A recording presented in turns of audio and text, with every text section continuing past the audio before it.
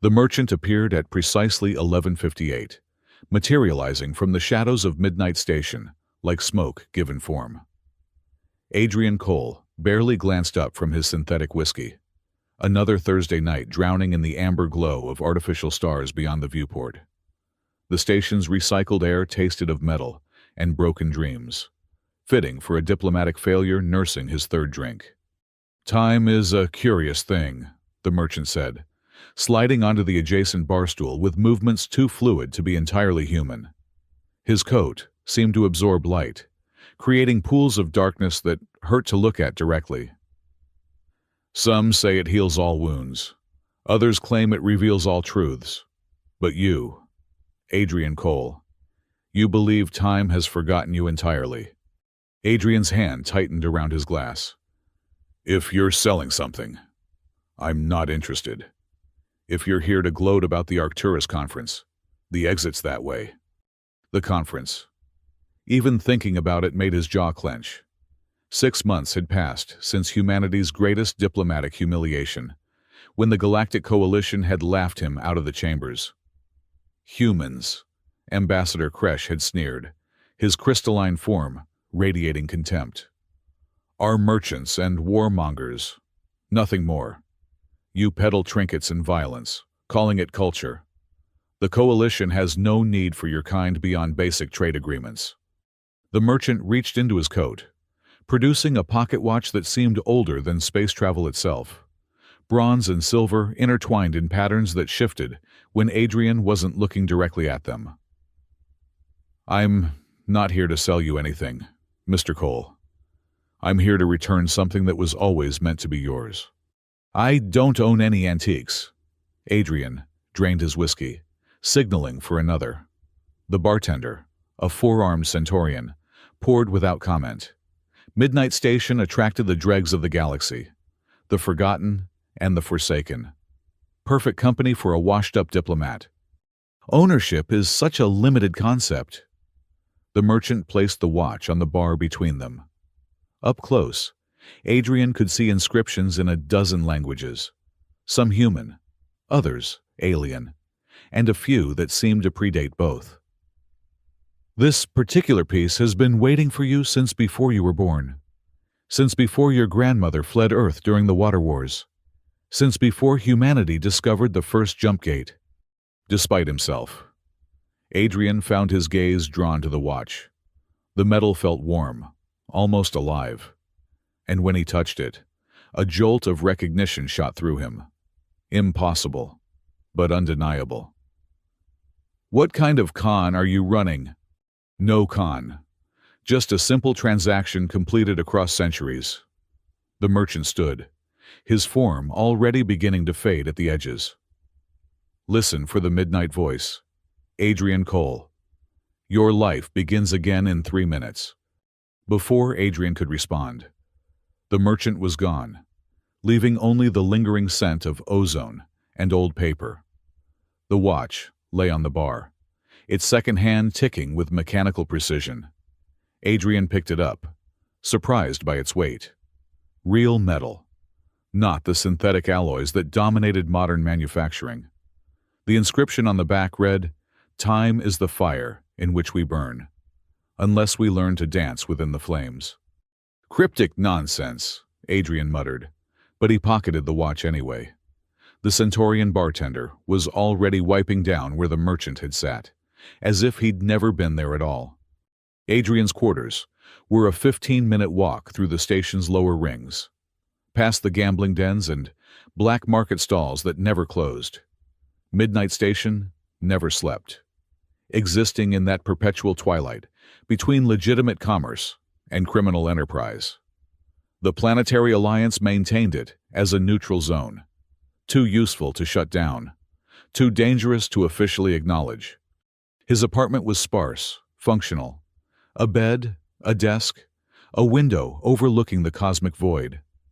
The walls held no decorations save a single photograph Adrian, shaking hands with Earth's president after his first successful negotiation. Back when he'd believed in the power of words over weapons, when he'd thought humanity could earn respect through diplomacy rather than force, How naive he'd been. The watch read 11:59. Adrian set it on his nightstand and prepared for bed, trying to ignore the way it seemed to pulse with its own rhythm. Sleep had been elusive since Arcturus, his dreams haunted by mocking laughter and his own fumbling attempts to defend humanity's worth. "We gave the galaxy jazz," he'd argued desperately. "Literature that moves souls, art that captures the infinite. We've shown that diversity of thought leads to innovation." "Pretty words," Ambassador Kresh had replied, "but your actions speak louder. How many wars in your brief history, how many of your own kind have you sold into servitude for profit? No, Mr. Cole, humans are useful tools, nothing more, except your place." The memory burned, made worse by the kernel of truth within the accusation. Humanity's history was far from pristine. But they'd grown, evolved, learned from their mistakes. Didn't that count for something? The watch chimed midnight. Adrian bolted upright as a voice, neither male nor female, but somehow both, emerged from the timepiece. "Your bride lands in 3 minutes." "What?" He grabbed the watch, examining it for speakers, circuitry, anything that could explain the voice. The metal remained stubbornly analog, gears and springs with no trace of modern technology. "Your bride lands in 3 minutes," the voice repeated, patient as time itself. Adrian's mind raced. Bride. He wasn't married, wasn't even dating. The last relationship had ended 2 years ago when Sarah had grown tired of coming second to his career. This had to be some elaborate prank, though he couldn't imagine who would bother. He wasn't important enough anymore to merit such attention. Outside his window, the normal flow of traffic around Midnight Station continued. Freight haulers, personal shuttles, the occasional military patrol.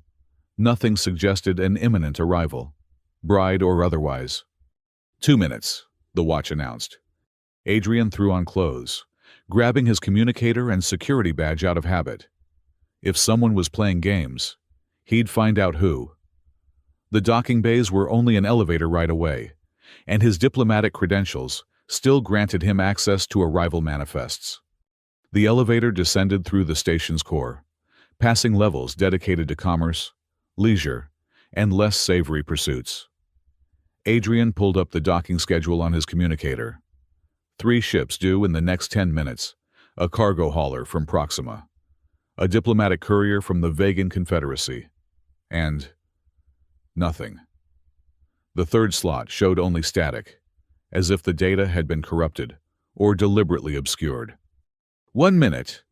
The elevator opened onto Docking Bay 7, the smallest of Midnight Station's receiving areas, used primarily for private vessels and sensitive cargo.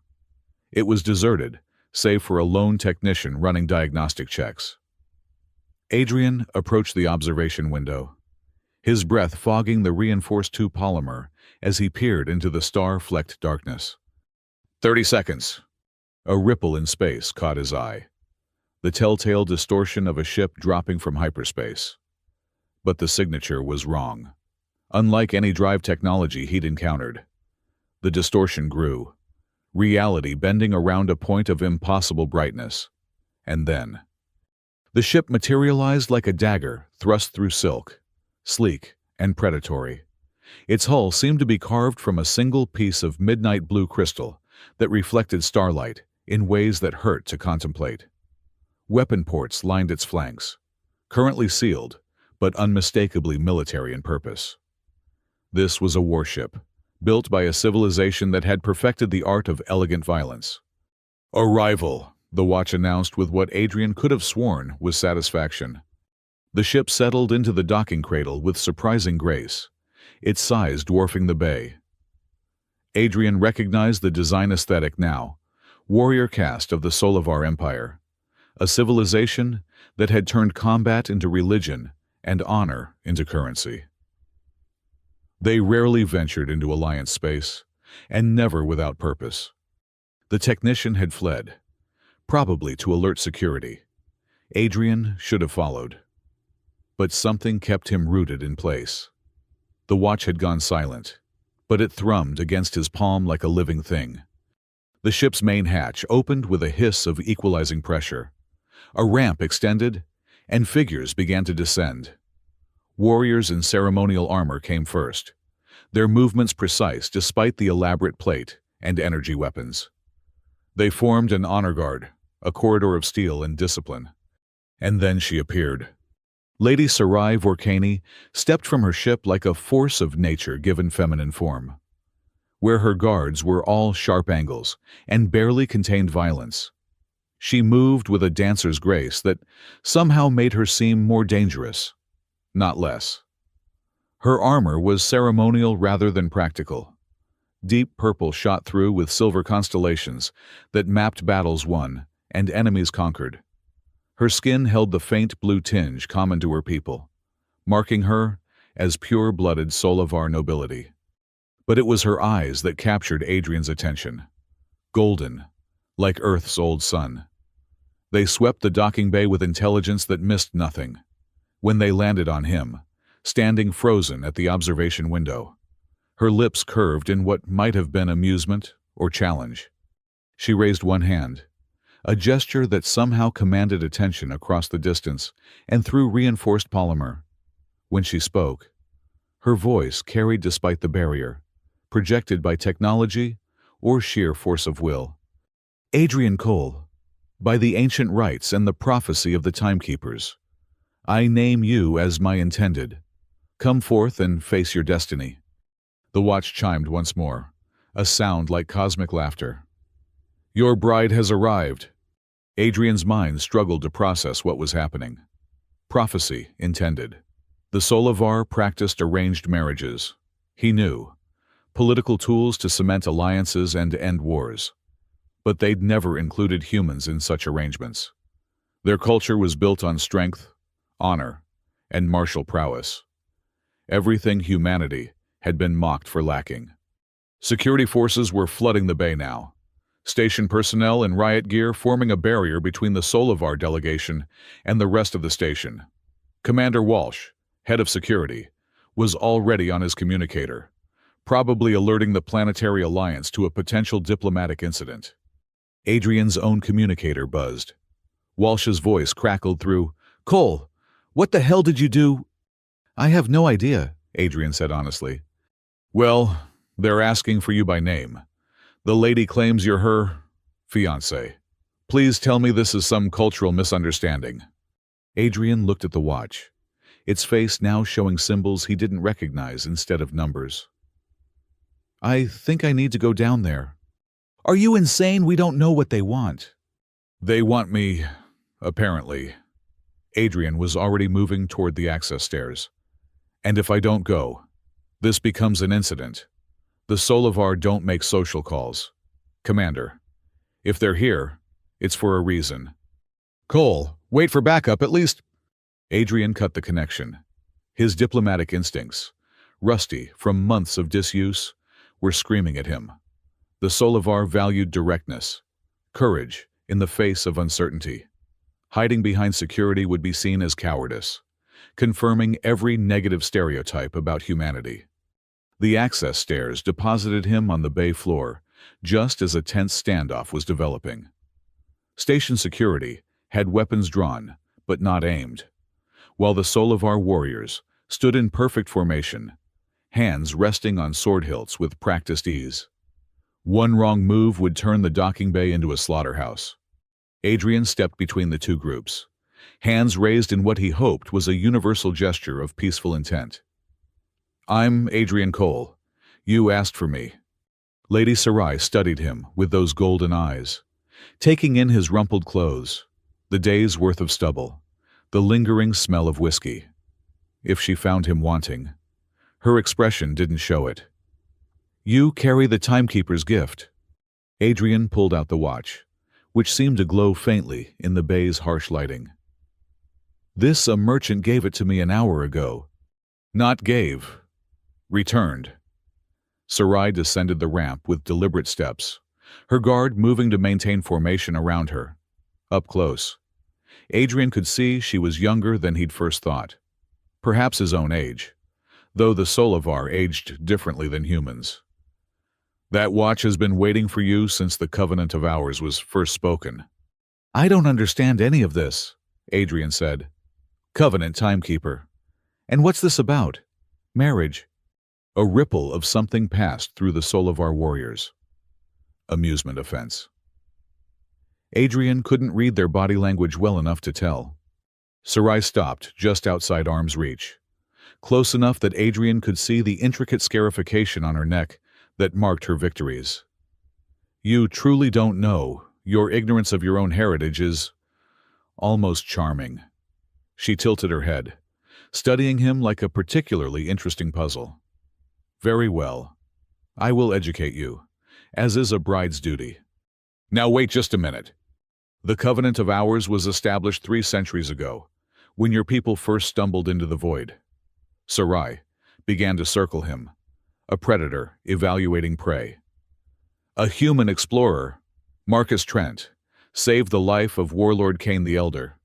As reward, he was offered a boon. Gold. He refused. Territory he had no interest. Instead, he asked for time. Adrian turned to keep her in sight, acutely aware of how the Solovar warriors had subtly shifted position to surround him. Time for what? Time for humanity to prove itself worthy of respect. The warlord granted his request, but with conditions. When the appointed hour came, marked by the timekeeper's watch, a union would be forged.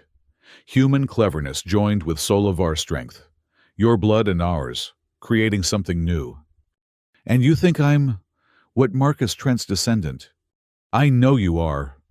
Sarai stopped directly in front of him, close enough that he could feel the heat radiating from her armor's power source. Just as I know the watch called to you tonight, after lying dormant for decades, the time of proving has ended. Adrian Cole, now comes the time of choosing. Commander Walsh's voice crackled over the bay's communication system. Lady Sarai, I'm going to need to see some documentation before anyone goes anywhere. This is still Alliance space, and we have procedures. Sarai's hand moved to her sword hilt, not quite drawing, but making her intent clear. I recognize no authority here save the Covenant. The human is mine by right of prophecy and blood debt. Any who stand between us will answer to Solovar law. The tension in the bay ratcheted up another notch. Adrian could see fingers tightening on triggers, warriors adjusting their stances for combat. One wrong word would turn this into a massacre, and station security would lose. Badly. Stand down, Adrian called out, surprising himself with the authority in his voice. Commander Walsh, order your people to lower their weapons. Cole, have you lost your mind? This is a diplomatic matter now. Adrian straightened, falling back on training that had been useless at Arcturus, but might save lives here. Lady Sarai is here under terms of an existing treaty. Apparently, we need to resolve this through dialogue, not weapons. He turned to Sarai, switching to formal Solovar, a language he'd studied, but never had occasion to use. Your presence honors this humble station, Lady of Battles, but surely even prophecy allows for discussion. Your people value the clash of words as much as the clash of blades. Surprise flickered across Sarai's features. Few humans bothered to learn Solovar. Fewer still could speak it without mangling the tonal qualities. You have studied our ways. I was a diplomat. It was my job to understand, even if understanding wasn't enough. The bitterness crept into his voice despite his efforts. The failed peace speaker of Arcturus. Recognition dawned in her eyes. You tried to win with words what your people could not claim through strength. A fool's errand, but perhaps a noble one. Is that why I was chosen to be mocked by another civilization for humanity's shortcomings? Sarai laughed, a sound like crystal chimes in a hurricane. Mocked. Oh, Adrian Cole, you understand so little. You were not chosen for your failures. You were chosen for what you might become, if you have the courage to grasp it. She sheathed her sword with a decisive motion, and the tension in the bay decreased fractionally. But you are right. Discussion has merit, and I would not start our courtship with blood. Where may we speak privately? Courtship. The word sent a chill down Adrian's spine. This was really happening. Somehow, a pocket watch and a promise made centuries ago had upended his life in the span of an hour. The station has diplomatic quarters, he offered. Neutral ground. Acceptable. Sarai gestured to her guards, who formed up with military precision. Lead the way, my intended. We have much to discuss before the sun rises on our new future. As Adrian led the Solovar delegation through Midnight Station's corridors, the watch pulsed against his chest like a second heartbeat. Citizens and visitors alike pressed against walls to let them pass, eyes wide with a mixture of fear and fascination. Word would spread quickly: a human and a Solovar noble, bound by ancient prophecy. He caught sight of his reflection in a darkened window and almost laughed.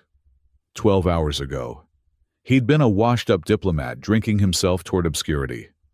Now he was apparently engaged to alien royalty and at the center of a 300-year-old conspiracy. The watch chimed softly, and for just a moment, Adrian could have sworn he heard it whisper, "Your story is just beginning." The diplomatic quarters occupied the station's middle tier, a series of modular suites designed to accommodate various species' environmental needs. Adrian led them to the human standard section, grateful that the Solovar could breathe the same atmosphere without difficulty. The main conference room was austere but functional, with a long table and strategic lighting that had hosted countless negotiations over the years. Sarai dismissed all but 2 of her guards, stationing them at the door. She removed her ceremonial helmet, revealing hair the color of star-drunk midnight, woven into complex braids that probably told their own stories of lineage and accomplishment. Without the armor's bulk, she seemed smaller, but no less dangerous, like a blade freed from its sheath. "So," Adrian said, settling into a chair across from her, "explain to me why I should believe any of this. Ancient covenants, prophecies, magical watches that announce arriving brides. It sounds like something from a bad holodrama." "Your skepticism is understandable but irrelevant." Sarai poured herself water from the provided pitcher, her movements economical and precise. "Belief does not change truth. The watch recognized you. It spoke. I am here. These are facts, not faith." Adrian pulled out the watch, setting it on the table between them. In the room's neutral lighting, it looked almost ordinary, just an antique timepiece with unusual markings. "Let's say I accept the facts. What exactly do you want from me? What does this arrangement entail?" "Marriage, obviously." Sarai said it like she was discussing the weather. "A joining of bloodlines as prescribed by the covenant. Your genetic material combined with mine to produce offspring that will bridge our species. Just like that, no courtship, no getting to know each other, straight to breeding." Her eyes flashed dangerously. "Do not mistake necessity for barbarism. Adrian Cole, the Solovar do not treat marriage lightly. Yes, the covenant demands union, but how that union unfolds, that remains to be written." She leaned forward, and Adrian caught a scent like ozone and something floral he couldn't identify. "Tell me, diplomat, what do you know of my people beyond your dusty studies? You value strength above all else. Your entire society is structured around warrior castes and combat trials. Politics are settled through ritualized duels. You've been spacefaring for 1,000 years and have never lost a war. Surface truths." Sarai's expression suggested he'd failed some test. "What of our poetry, our music that can reduce grown warriors to tears, the decade-long courtship rituals where lovers prove their worth through art as much as combat? You see the blade but miss the hand that wields it." Adrian felt properly chastised. He had studied the Solovar, but only as potential adversaries or allies, reducing them to strategic assessments and cultural bullet points. "You're right. I apologize." Better. She sat back, somehow making the simple chair seem like a throne. Now I will tell you truths your databases lack. The Solovar are dying. The words hung in the air like a physical presence. Adrian straightened, his diplomatic instincts finally engaging fully. Dying how disease wore.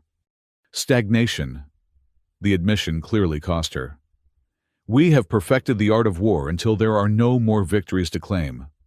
Our bloodlines have become so refined, so specialized, that genetic diversity is failing. Children are fewer each generation. Those born often lack the fire that once defined us. Understanding dawned. The covenant wasn't just about honoring a debt. Your ancestors saw an opportunity. Warlord Caney was many things, but never a fool. Sarai's smile held edges sharp enough to cut. Your species is chaos incarnate. You adapt, evolve, overcome through sheer stubborn refusal to accept limitation. In 3 centuries, you've gone from one world to hundreds. Your genetic diversity is enviable. So I'm what breeding stock. You are hope. The words came out harder than she probably intended. The watch choosing you means you carry the necessary genetic markers. Yes. But more than that, you were willing to stand before the coalition and argue for humanity's worth, despite knowing you would fail. That kind of courage. It has been too long since I've seen it among my own kind. Adrian processed this, his mind racing through implications. A dying warrior race, seeking renewal through human genetic diversity. It was almost poetic, in a deeply disturbing way. What about your own people? Surely there must be opposition to mixing bloodlines with inferior humans. Oh, there is. Sarai's hand drifted to her sword hilt, an unconscious gesture that spoke volumes. The Purity faction believes we should face extinction with honor, rather than dilute our essence. They will try to kill you, of course. Probably me as well, once they learn I've accepted the Covenant's terms. Wonderful. Any other surprises? Ritual combat tests of worthiness. Do I have to slay a dragon to prove my valor? Dragons are extinct. We killed the last one centuries ago. She said it with such matter-of-fact sadness that Adrian couldn't tell if she was joking. But yes, there will be trials. The marriage cannot proceed without approval from the War Council.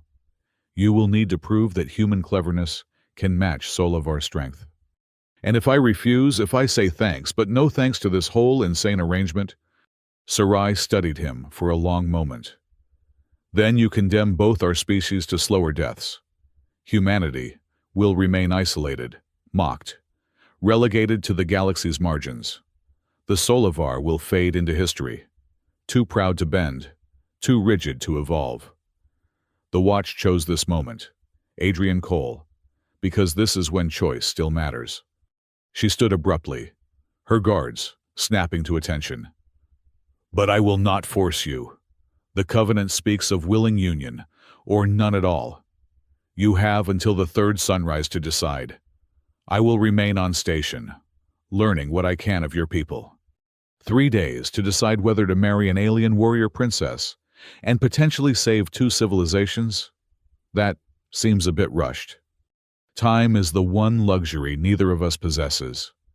She moved toward the door, then paused. A question, before I go. At Arcturus, when they laughed at you, what did you feel? Adrian's jaw tightened at the memory. Rage, humiliation, a desire to prove them wrong that burned so hot I thought it might consume me. Good. Her smile was fierce and approving. That fire, that is what the Solovar have lost. That is what our children need. Think on that. Adrian Cole. She left with her guards, their footsteps echoing through the corridor like war drums.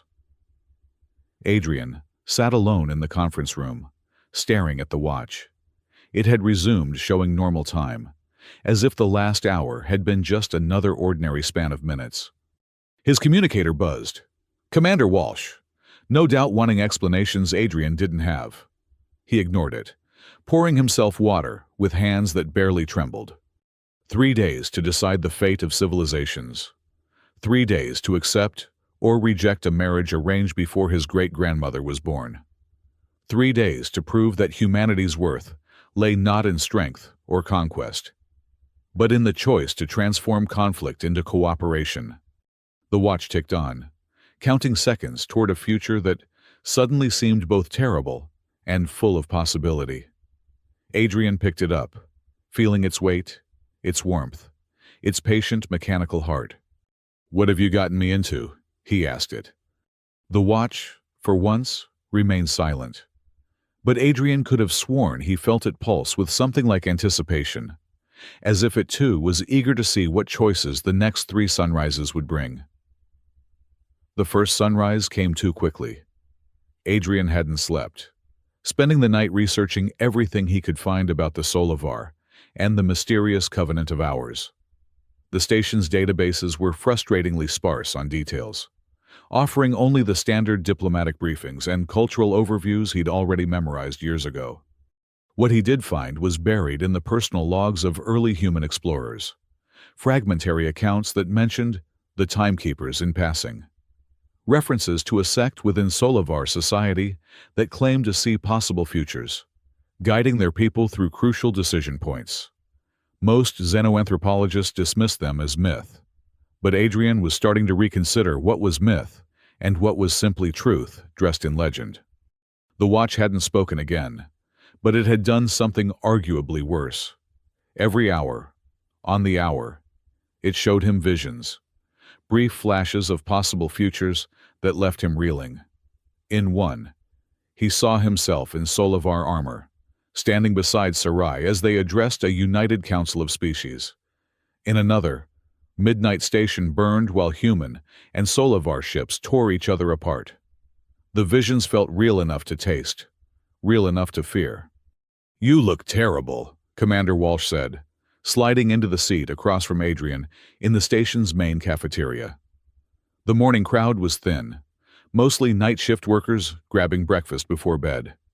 "Thanks. That's exactly what I needed to hear." Adrian nursed his coffee, his 3rd cup since dawn. The synthetic caffeine was doing nothing for his exhaustion, but at least gave his hands something to do. Walsh studied him with the calculating gaze of a career security officer. "Want to tell me what's really going on? Because the official story Lady Sarai filed says you're engaged by ancient treaty, which sounds like the kind of thing that starts wars, not prevents them. It's complicated. It always is with you diplomats." Walsh leaned back, her cybernetic eye whirring as it focused. She'd lost the original in a pirate raid years ago, back when Midnight Station was even rougher than it was now. "But here's what's not complicated. I've got 3 more Solovar ships requesting docking permission. Different factions, based on their identification codes, and a Planetary Alliance cruiser that's just passing by, but has powered up its weapon systems." Adrian's stomach dropped. 3 days. She said I had 3 days to decide. "Yeah. Well, apparently not everyone got that memo." Walsh pulled up a holographic display from her wrist unit. "The Purity faction ship arrived 2 hours ago. They're demanding you be turned over for violation of sacred bloodlines. The other 2 are treaty keepers, here to ensure the covenant is honored. Whatever you've gotten yourself into, Cole, it's bigger than just you and the princess." Princess? The word sat strangely in Adrian's mind. Sarai was many things, but the fairy tale term seemed inadequate for a woman who could probably kill him 17 different ways with her bare hands. "Any advice?" Adrian asked. "Run. Fast and far." Walsh's expression softened slightly. "But you won't, will you? You've got that look. Same one you had before Arcturus. Like you think you can fix everything with the right words and enough determination." "It didn't work last time." "No, but that didn't stop you from trying." She stood, the hologram disappearing. "Lady Sarai has requested a cultural exchange. She wants to understand human customs regarding courtship. I'm assigning you as her liaison." "Walsh." "It's not a request. Cole. Either you're her fiancé, in which case this is appropriate, or you're not, in which case we need to maintain the diplomatic fiction until those warships decide what they're doing. She paused at the cafeteria exit. Try not to start an interstellar incident. I've got enough paperwork as it is. Adrian found Sarai in the station's observation deck, the massive transparent aluminum dome that offered a 360-degree view of space.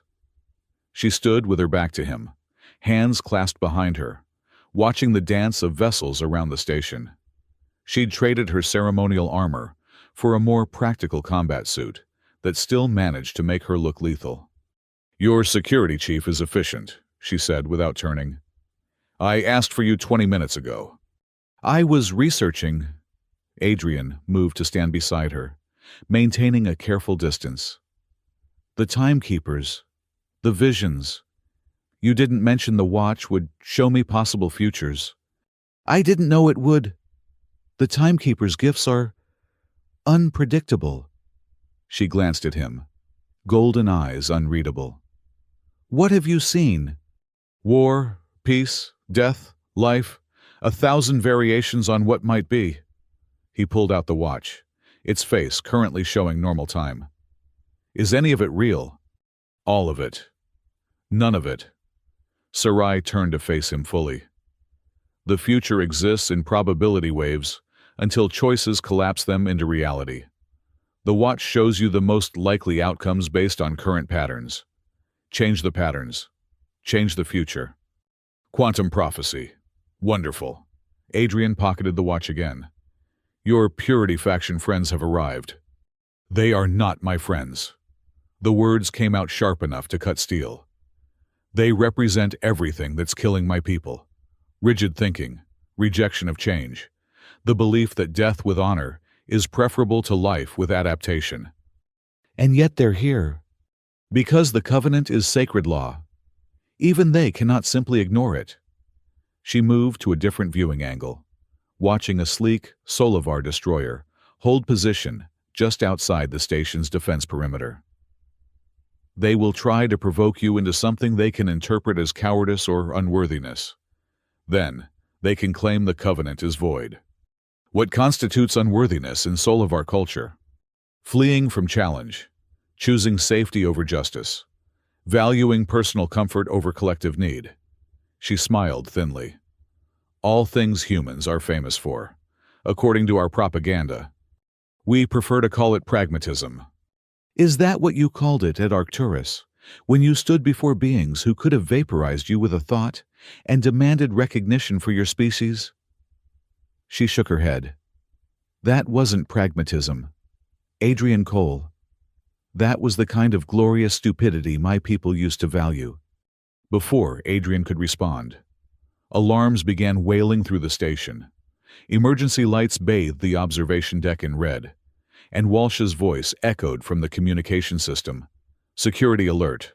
Unauthorized personnel in Docking Bay 12. All civilians remain in place. Sarai was already moving, her hand on her sword. The Purity faction. They're making their move early.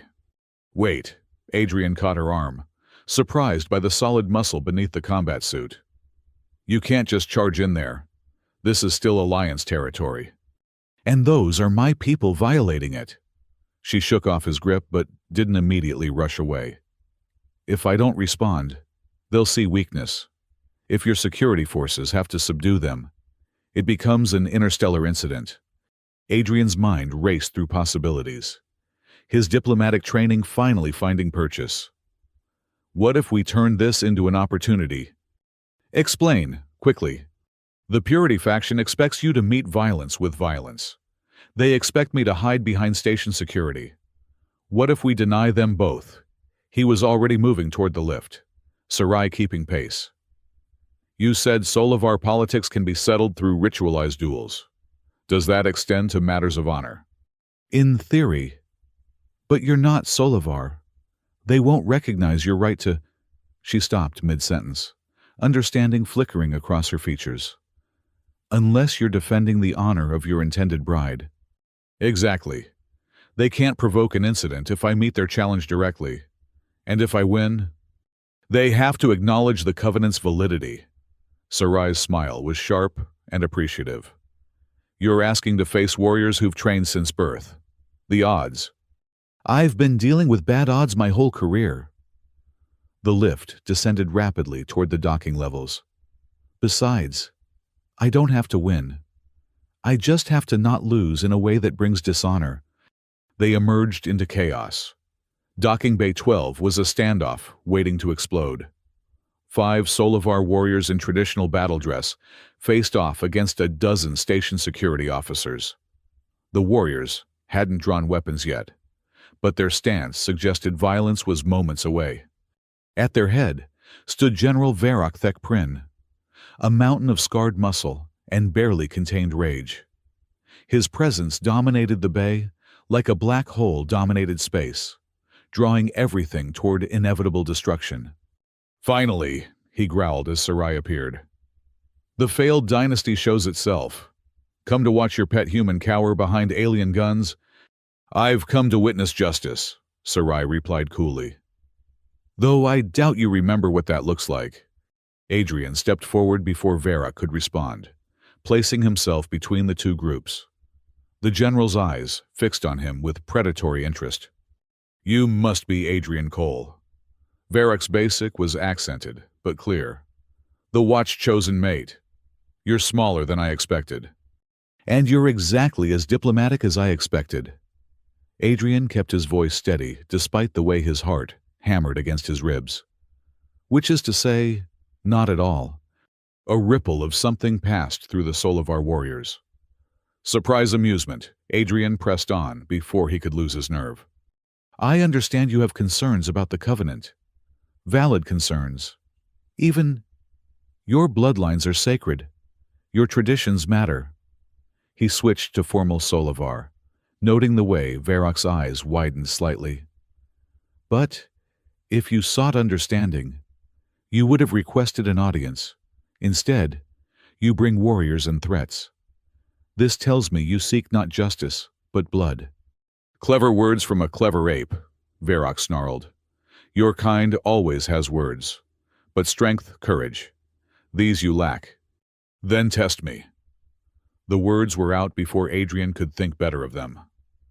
Trial by combat, as your laws allow. If I prove unworthy, I'll renounce any claim under the Covenant. When I prove otherwise, you and your faction will acknowledge its validity. The bay fell silent, except for the hum of ventilation systems. Even the station security officers seemed to hold their breath. Varrock's face cycled through emotions, surprise, calculation, and finally, a savage grin. You challenge me. You have no idea what you're... Not you. Adrian forced confidence he didn't feel into his voice. I'm not stupid enough to face a general with centuries of experience. I challenge your youngest warrior. Let them prove the superiority of Solivar blood against human determination. It was a calculated insult wrapped in reasonable terms. Refusing would suggest Varrock feared even his weakest might fall to a human.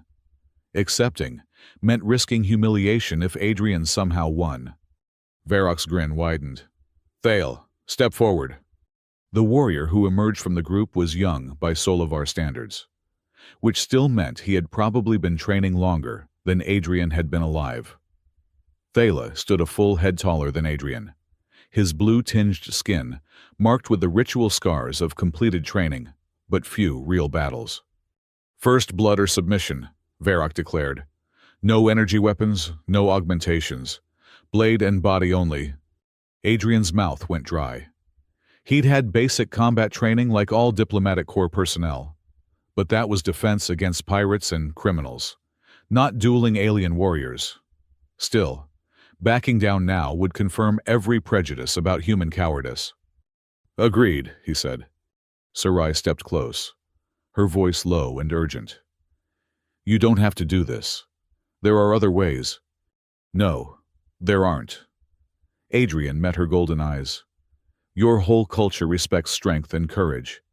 If I hide now, the Covenant means nothing. I'll just be the coward who got lucky with a magic watch. Something shifted in her expression. Thale favors overhead strikes. He's young, eager to prove himself. Use that." She pressed something into his hand, a knife. Shorter than a sword, but perfectly balanced. For luck. The center of the bay was cleared, creating an impromptu arena. Adrian tested the knife's weight, trying to remember everything he'd learned about bladed combat. It wasn't much. Thala drew his own blade, a curved sword that sang as it cut the air. His movements were economical, trained, perfect. Everything Adrian wasn't. "Begin," Varrock commanded.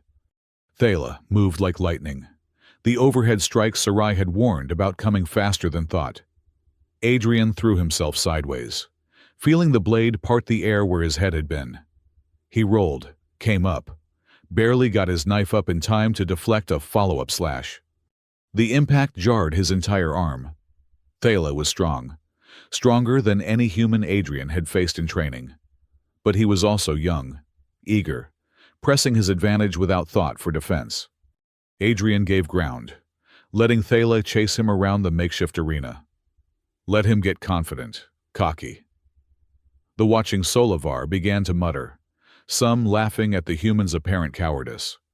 Even some of the security officers looked uncomfortable. "Fight me!"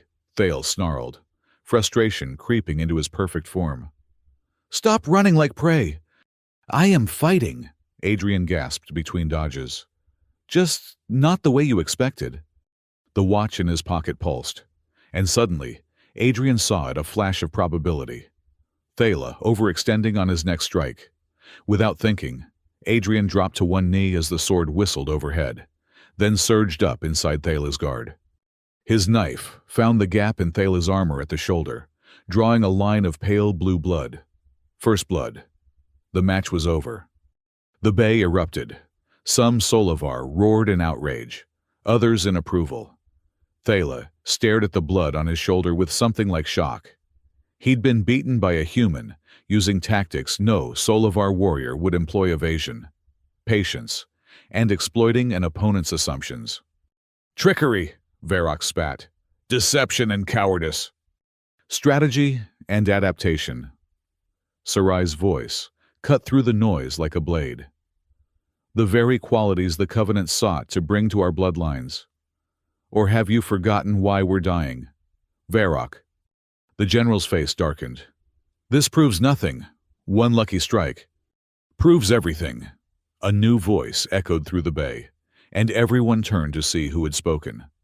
The figure who entered was ancient even by Solovar standards, moving with the careful precision of someone holding tremendous power in check. Her armor was different from the others, marked with symbols that seemed to shift and change when viewed directly. "Keeper Alara," Sarai breathed. "I didn't know you were—" The watch spoke. "I came." The elderly Solovar approached Adrian, her eyes holding depths that made him think of black holes and quantum uncertainties. "You carry Marcus Trent's blood truly. I can see it in the probability streams around you." She turned to address the entire bay.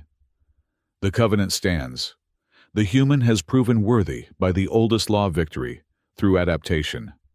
Any who challenge this face not just him, but the timekeepers themselves." Varrock looked like he wanted to argue, but even he wouldn't openly defy a keeper. "This isn't over," he said finally. "The council will hear of this."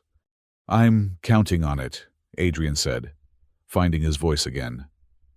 "Tell them humanity stands ready to honor the Covenant. Tell them we offer not just genetic diversity, but new ways of thinking, new approaches to old problems. Tell them—" He paused, meeting Varrock's glare steadily. "Tell them the age of isolation is ending, whether they're ready or not." Varrock left with his warriors, their departure more subdued than their arrival. The station security began to disperse, though Walsh gave Adrian a look that promised a very long debriefing later. Keeper Alara approached Adrian, studying the watch he still held. "You saw the probability. That's why you moved when you did." It wasn't a question, but Adrian nodded anyway. "A flash, just enough to know when to act." "The gift awakens differently in each bearer." Marcus saw distant futures, decades ahead. You see moments, heartbeats of possibility. She smiled, an expression that transformed her ancient features. Perhaps that's what these times need. Not grand prophecy, but moment-to-moment choice. She turned to Sarai. Guard him well. The Purity faction will not accept this easily. The next challenge won't be so straightforward. With that warning, she departed, leaving Adrian and Sarai alone in the bay. Adrian's hands were shaking now that the adrenaline was fading, and his shoulder ached where he'd rolled across the deck plating. That was incredibly stupid, Sarai said. Yes. Brave but stupid. Story of my life. Adrian managed a weak smile. Did I at least earn some respect? From me. You had that when you switched to formal Solivar in front of Varrock. She retrieved her knife, noting the blood on its edge with approval. From my people that remains to be seen. But you've given us something to work with. They walked back toward the lift together. Adrian could feel the watch pulsing in his pocket, showing him fragments of futures where he and Sarai stood together before councils and crowds, where their children bridged two species, where peace was built on understanding rather than strength alone, but also futures where everything burned, where the wrong choice led to war and extinction. 2 more sunrises, he said quietly. 2 more sunrises, she agreed. Think you'll survive them? Adrian thought about Varrock's parting threat, about the political complexities ahead, about the sheer impossibility of what the Covenant demanded. Then, he thought about the alternative humanity forever on the margins. The Solivar fading into history, both species diminished by their inability to change. One way to find out, he said. The watch chimed midnight, though it was barely past noon station time. When Adrian pulled it out, the face showed not hours, but star charts, coordinates that meant nothing to him, but made Sarai inhale sharply. Those are the coordinates for the treaty world, she said. Where the Covenant was first signed. Is that where we're supposed to go? Eventually, if you accept, if we survive. She was quiet for a moment. Adrian, what you did today, it wasn't just about the duel. You understood something most humans in Solivar miss.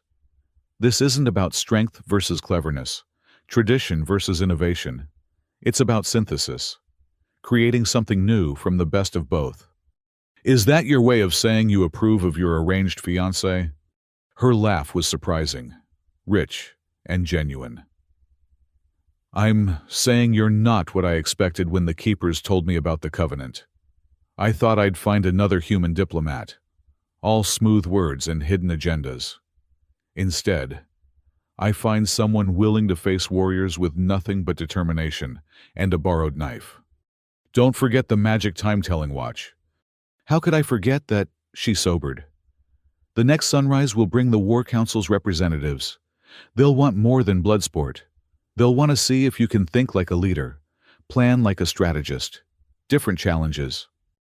And the third sunrise. That's when you choose. Accept the Covenant fully, with all it entails, or walk away. She met his eyes. No one will blame you if you refuse. This is a heavy burden for someone who didn't ask for it. Adrian thought about his life before the watch, the failed negotiation, the mockery, the sense that humanity would always be outsiders looking in. Then he thought about what he'd felt facing Thale terror. Yes, but also purpose. For the first time since Arcturus, he'd acted instead of just reacting. I need to prepare for tomorrow, he said. Will you help me?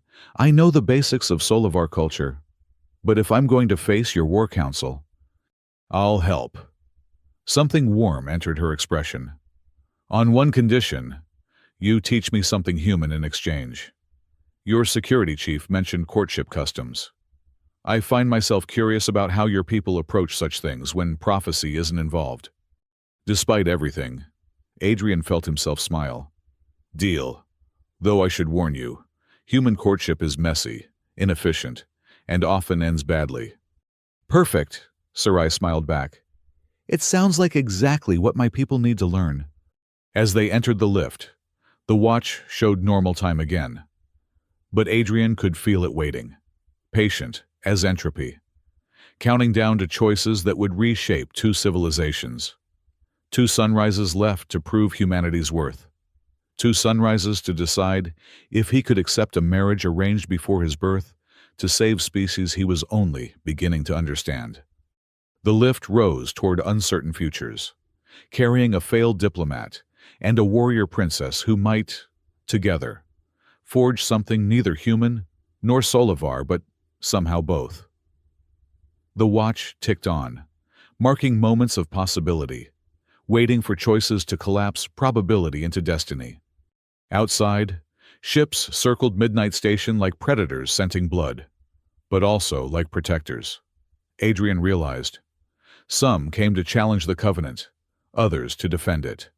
The galaxy itself held its breath, waiting to see if two species could overcome their natures and create something new. Two sunrises, two chances, two hearts beginning to beat in something approaching sync. The future remained unwritten, but for the first time in months, Adrian Cole was eager to help write it. The second sunrise brought ships. Adrian watched from Sarai's quarters as vessel after vessel dropped from hyperspace, each representing a different faction of Solivar society. War cruisers bristling with weapons, diplomatic yachts gleaming with ceremonial shields, and strangest of all, a ship that seemed to exist partially outside normal space, its hull flickering between states of being. Timekeepers, Sarai explained, following his gaze. Their ships exist in quantum superposition until they need to act. It's said they can see all possible locations simultaneously. Comforting. Adrian turned from the window, noting how Sarai's quarters reflected her dual nature.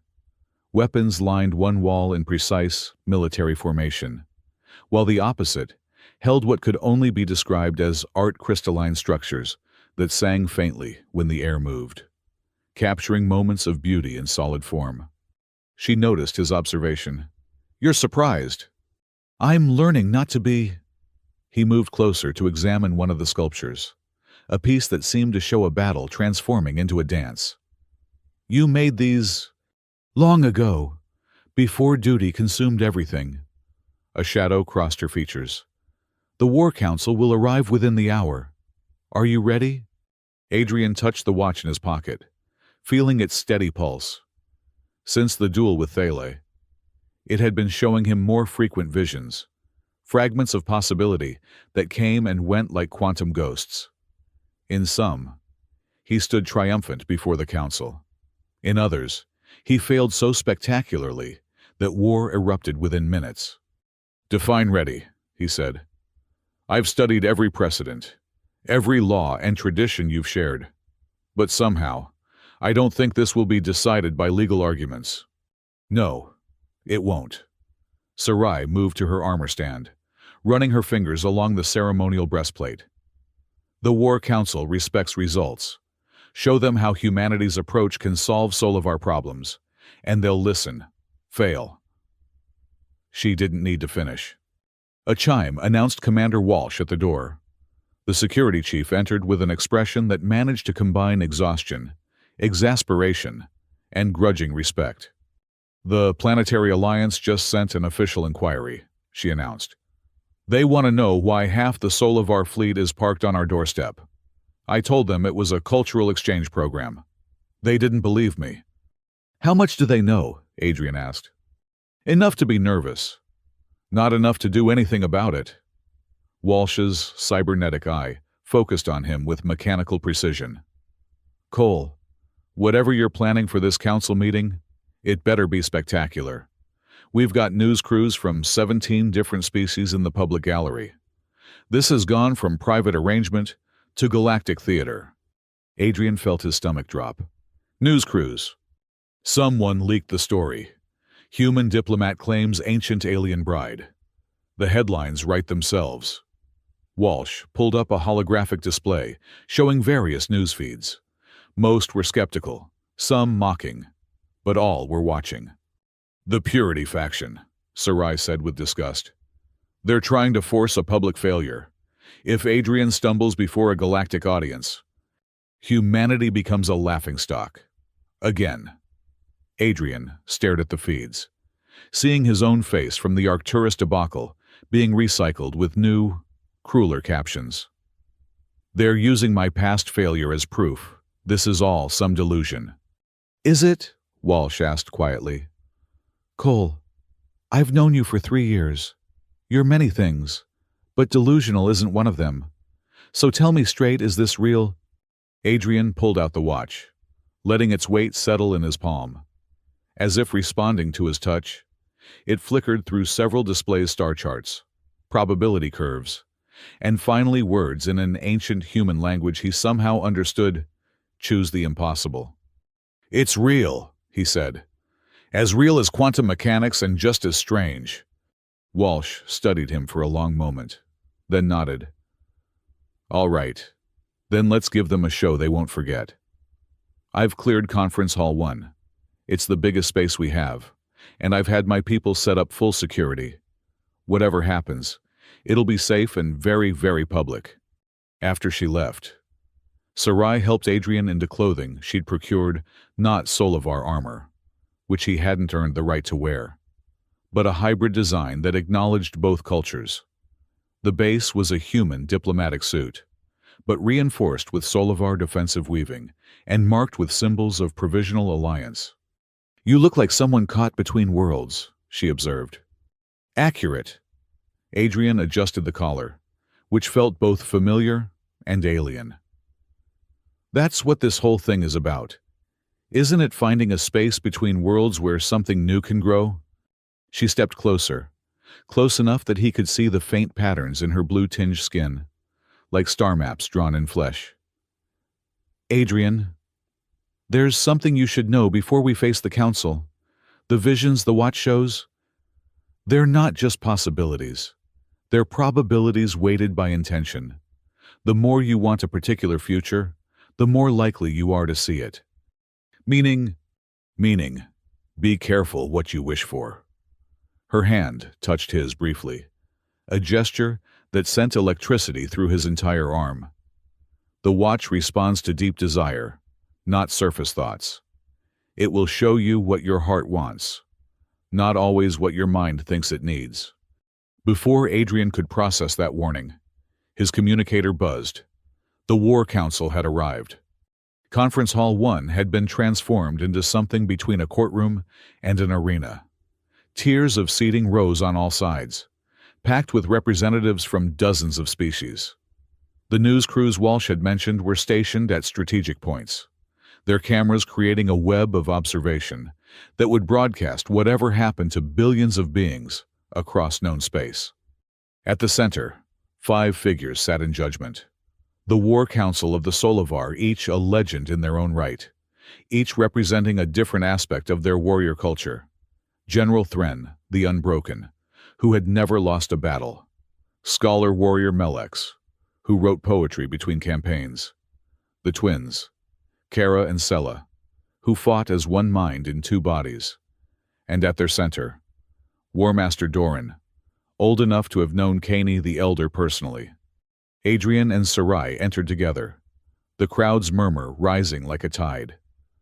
He could pick out individual comments in a dozen languages, most skeptical, some openly mocking. The weight of their regard pressed down like gravity from a neutron star. Adrian Cole. War Master Doran's voice silenced the crowd instantly. You stand before us claiming rights under the covenant of ours. You have proven physical courage against young Thale. But the covenant demands more than courage. It demands wisdom, vision, and the ability to bridge impossibilities. How do you answer? Adrian stepped forward, feeling the watch pulse in his pocket. For a moment, the visions came fast and overlapping himself, speaking with passion, with logic, with humor. 1,000 approaches, 1,000 possible futures. He pushed them aside and spoke from instinct instead. I answer with a question, he said, his voice carrying through the hall's acoustics. Why are the Solivar dying? A ripple of offense went through the soul of our contingent. Several hands moved to weapons before Doran raised one finger, commanding stillness. "You dare," General Thren began. "I dare because the Covenant dares," Adrian interrupted, drawing gasps from the crowd. 300 years ago, my ancestor saved Caney the Elder. He could have asked for anything: wealth, power, territory. Instead, he asked for time. Time for what? Not for humanity, to become like you, but for both our species to become something neither could achieve alone. He pulled out the watch, holding it high so the cameras could see it clearly. This device doesn't just tell time, it shows possibilities. And every future where the Solovar thrive, every timeline where your culture survives and grows, involves change. Not abandoning your traditions, but evolving them. "Pretty words," Scholar Warrior Melek said, her tone neutral. "But we need more than philosophy. Show us how human thinking can solve Solovar problems." Adrian had expected this. He touched a control on his suit, and holographic displays sprang to life around the hall. "Your birth rates have declined 40% in the last century. Your genetic diversity has narrowed to dangerous levels. Traditional breeding programs have failed because they focus on preserving pure traits rather than encouraging adaptation."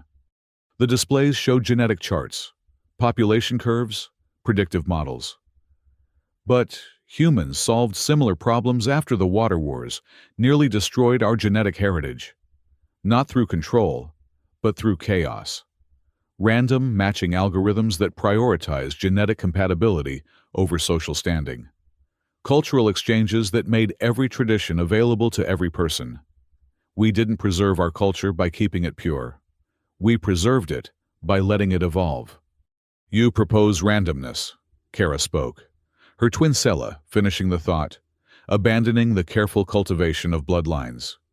"I propose choice." Adrian's voice grew stronger. "The Covenant itself is proof. Caney didn't choose my ancestor because of his bloodline or his strength. He chose him because Marcus Trent did something unexpected. He put another's life above his own gain. That's what the Solovar have lost. Not strength, but the ability to surprise yourselves." War Master Doran leaned forward. "And you believe humans can return this to us?" "Not return. Share." Adrian gestured to Sarai. "Lady Sarai creates art that captures combat in crystal. She's already synthesis, already proof that warrior and artist can coexist. How many others like her have been forced to choose one, nature over another? How many innovations have you lost to tradition?" He was warming to his theme now. The diplomat in him finally finding its voice. "Humans are chaotic, yes. We're merchants and warriors, artists and engineers, often in the same person. We argue with ourselves, contradict our own beliefs, change our minds. And that's exactly what you need. Not to become human, but to remember that strength comes in many forms. Including deception." Varrock's voice cut through the hall. The Purity faction leader stood in the gallery, his presence turning heads. "Show them what else the watch revealed. Human.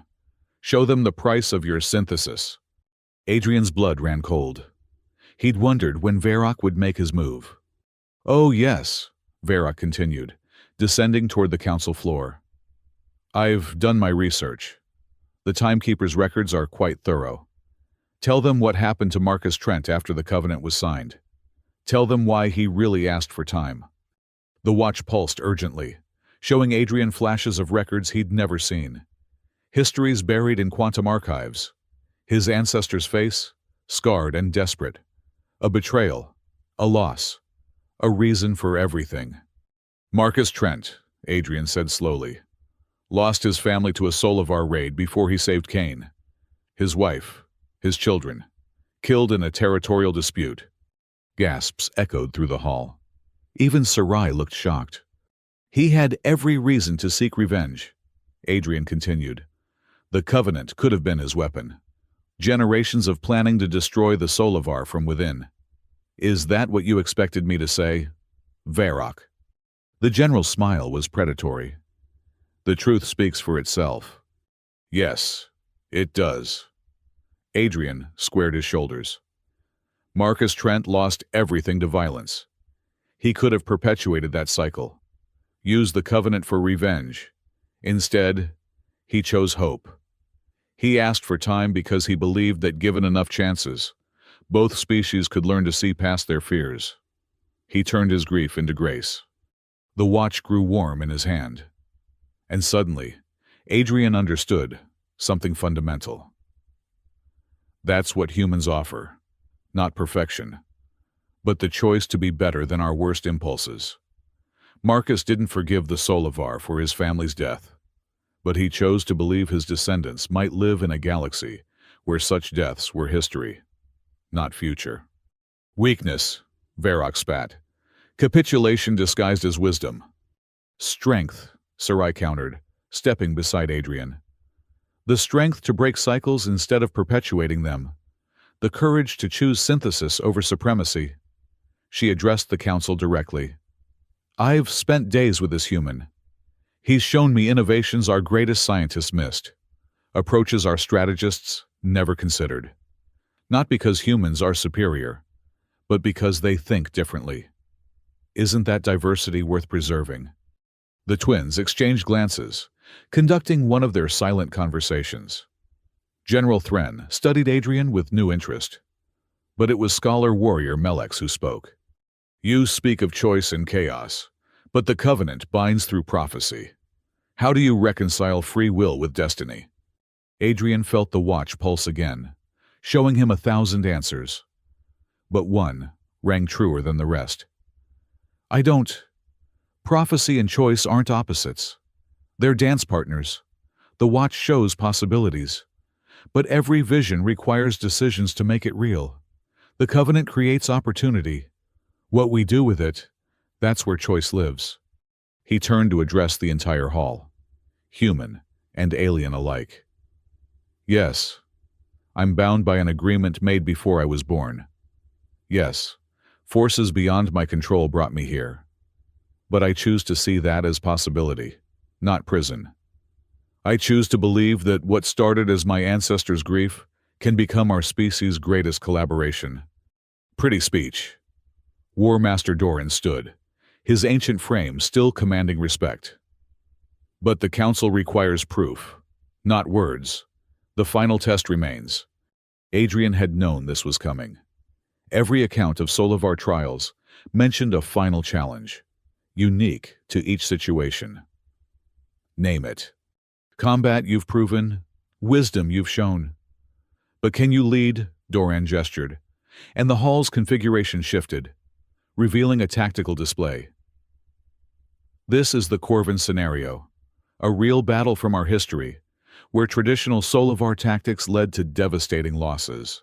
Using human thinking, show us how you would have changed the outcome. Adrian studied the display, his mind racing. It showed a Solivar fleet surrounded by enemies, outnumbered 3-1. The historical record showed they'd fought with typical honor and courage, destroying many enemies, but ultimately being overwhelmed. The watch pulsed, offering visions of various tactical approaches. But Adrian pushed them aside, looking for something deeper. What would a human commander do differently? May I? He gestured to the display controls. At Doran's nod, he began rearranging pieces. The Solivar fought as warriors, seeking glorious battle, but humans would have fought as survivors, seeking victory through any means. He highlighted the enemy positions. Your enemies expected traditional tactics, so they positioned themselves accordingly. But what if instead of meeting strength with strength? His fingers flew over the controls, ships scattering in apparent retreat. You use their expectations against them. Cowardice, someone muttered from the gallery. Misdirection, Adrian corrected. Make them think you're fleeing. Draw them into pursuit formations.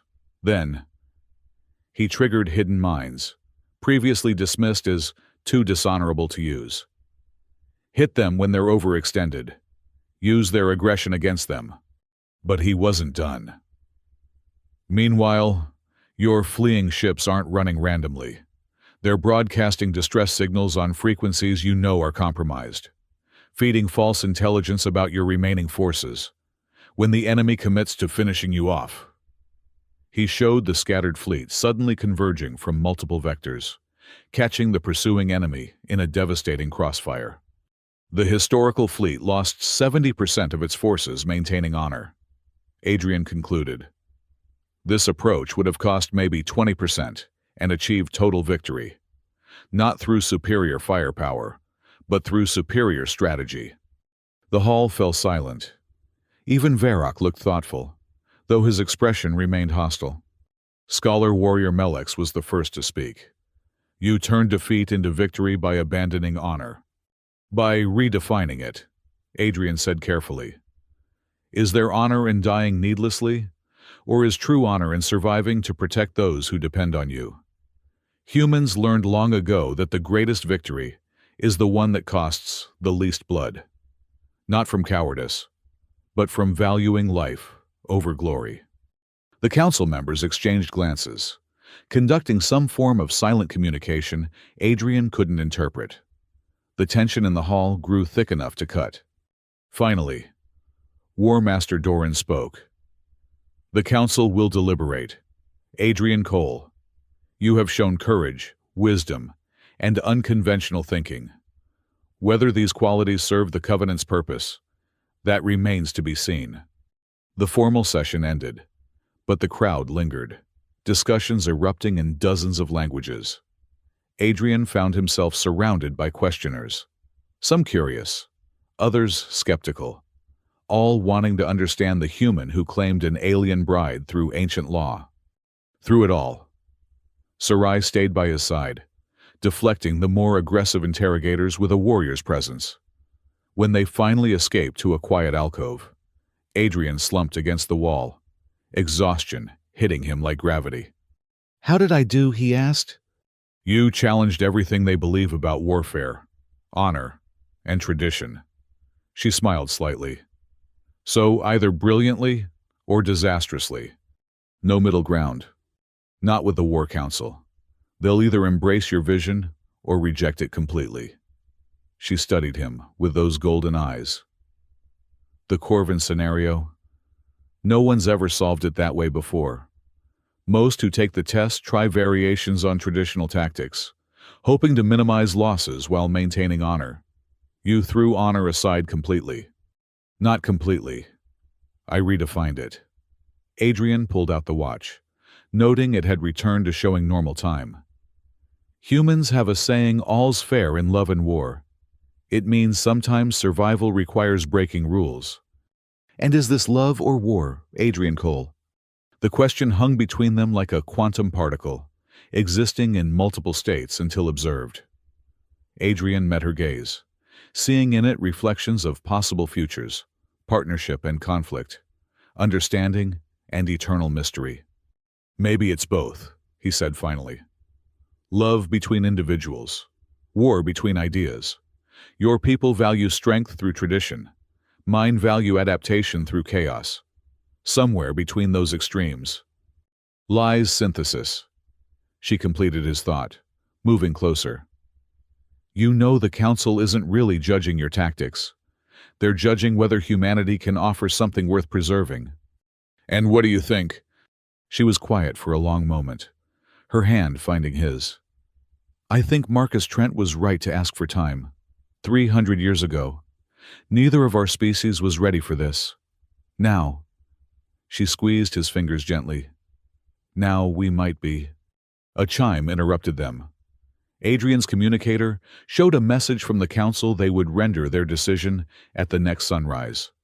One more night to wait, to wonder, to prepare for whatever came next. As they walked back through the station's corridors, Adrian noticed the crowds had changed. Where before there had been mockery and skepticism, now he saw curiosity and consideration. His performance before the council, broadcast across the galaxy, had shifted something in the collective consciousness. Win or lose, Sarai observed. You've already changed things. People are talking about synthesis instead of supremacy, about evolution instead of extinction. That alone might be worth the price of admission. The price being a marriage arranged by a time-traveling watch? There are worse fates. Her smile held warmth that had nothing to do with diplomatic courtesy. Tomorrow you choose. Adrian. Whatever the council decides, the final word is yours. Will you accept the covenant fully? Adrian thought about his life before the failure, the mockery, the sense of humanity forever being on the outside. Then he thought about the last few days, the challenge, the growth, the possibility of building bridges between stars. Ask me at sunrise, he said, when all the cards are on the table. They parted at her quarters, but not before she pressed something into his hand, a small crystal, singing faintly with captured music. For luck, she said, and to remember that warriors can create beauty too. Adrian returned to his own quarters, his mind churning with everything that had happened. The watch sat on his nightstand, ticking toward dawn and decision. In 8 hours, he would know the council's verdict. In 8 hours, he would have to choose his future. He fell asleep holding the crystal, its song mixing with his dreams of impossible futures made real through improbable choices. Somewhere in those dreams, Marcus Trent smiled, his grief transformed across centuries into hope.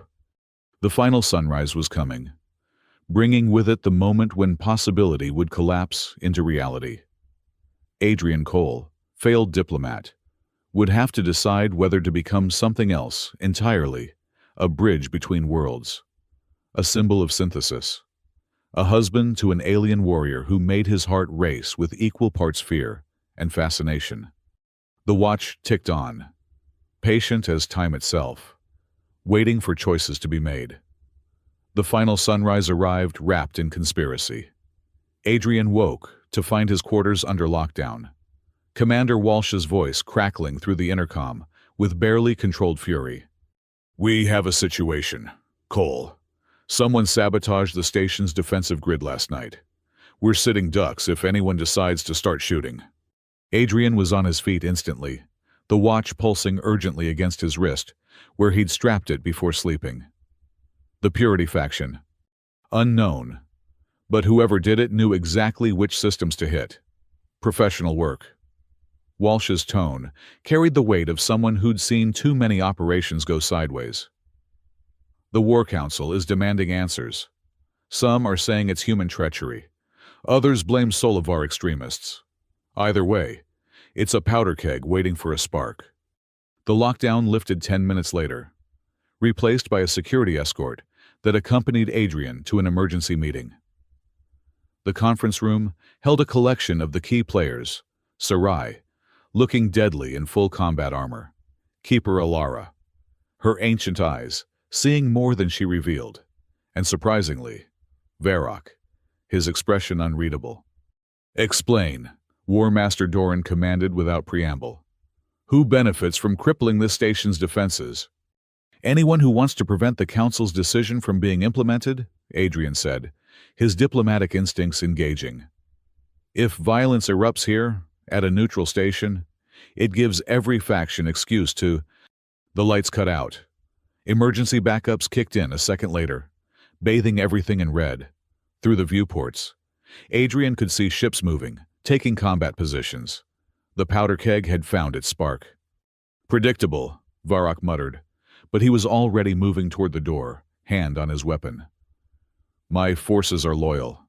Whatever's happening, we're not part of it. Nor are mine, Sarai added, but her expression was troubled. Doran, the Council's decision can wait. Survival takes precedence. The War Master's transformation from judge to commander was instantaneous. All Solovar forces, defensive positions only. We protect the station until... An explosion rocked the structure. Adrian grabbed the table for support as the station's alarm systems screamed to life. Through the chaos, the watch showed him Flash's ships firing, but not at each other. They were firing at something approaching from deep space. Incoming vessels! Walsh's voice cut through the communication system. Unknown configuration. Unknown origin. They're not responding to any hails and they're coming in hot. Adrian reached for the watch, letting its visions flow freely. In the probability streams, he saw the approaching ships clearly sleek, predatory things that seemed to bend space around them. And riding in the lead ship, a figure he recognized from historical archives. "Pirates," he breathed. But not just any pirates. The Quantum Reapers. The room went still. The Quantum Reapers were legend. A fleet that existed partially outside normal space-time, raiding across dimensions. They hadn't been seen in decades, assumed destroyed or lost to whatever dimension they'd originated from. "Impossible," General Thren said. "We destroyed their anchor points. Without them, they can't maintain coherence in our reality." Unless someone gave them new ones. Adrian's mind raced through possibilities. The sabotage wasn't about starting a war between us. It was about leaving us vulnerable to outside attack. Someone hired the Reapers to attack during the council gathering, when all eyes were turned inward. "Who?" Sarai demanded. "Who gains from this?" Before anyone could answer, the station shuddered again.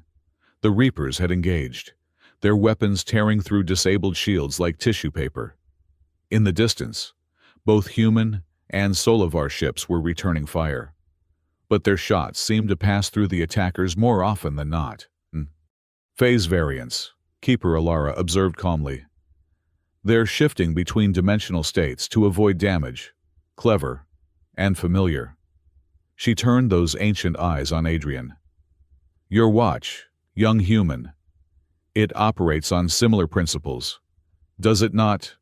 Adrian pulled out the timepiece, which was now glowing with an inner light he'd never seen before. The face showed not time, but coordinates, equations, something that made his eyes water to look at directly. "It's resonating with them," he realized. "The watch and the Reapers. They're using the same technology, or related technology." "Then use it," Doran commanded. "If the watch can interact with their phase variants." Another explosion, closer this time. The lights flickered, and in that stroboscopic moment, Adrian saw him, the merchant who'd given him the watch, standing in the corner of the room, as if he'd always been there. "Time's up," the merchant said, his coat still seeming to absorb light. "The audition is over. Now comes the real performance." Everyone in the room reacted at once, weapons appearing from nowhere to point at the intruder. He ignored them all, focusing on Adrian with eyes that held the depth of collapsed stars. "Who are you?" Adrian demanded. "What is this really about?" "I'm a merchant of possibilities. A trader in futures that might have been." The figure moved forward, weapons tracking him, but no one firing, as if held by some force. "Your ancestor made a bargain, but not just with the Solovar. He made one with us as well. The Timekeepers are not just Solovar. Adrian Cole. We are older than that. We are the ones who guard the streams of probability itself. The Reapers are a test and a consequence and an opportunity." The merchant smiled, an expression that seemed to exist in multiple dimensions.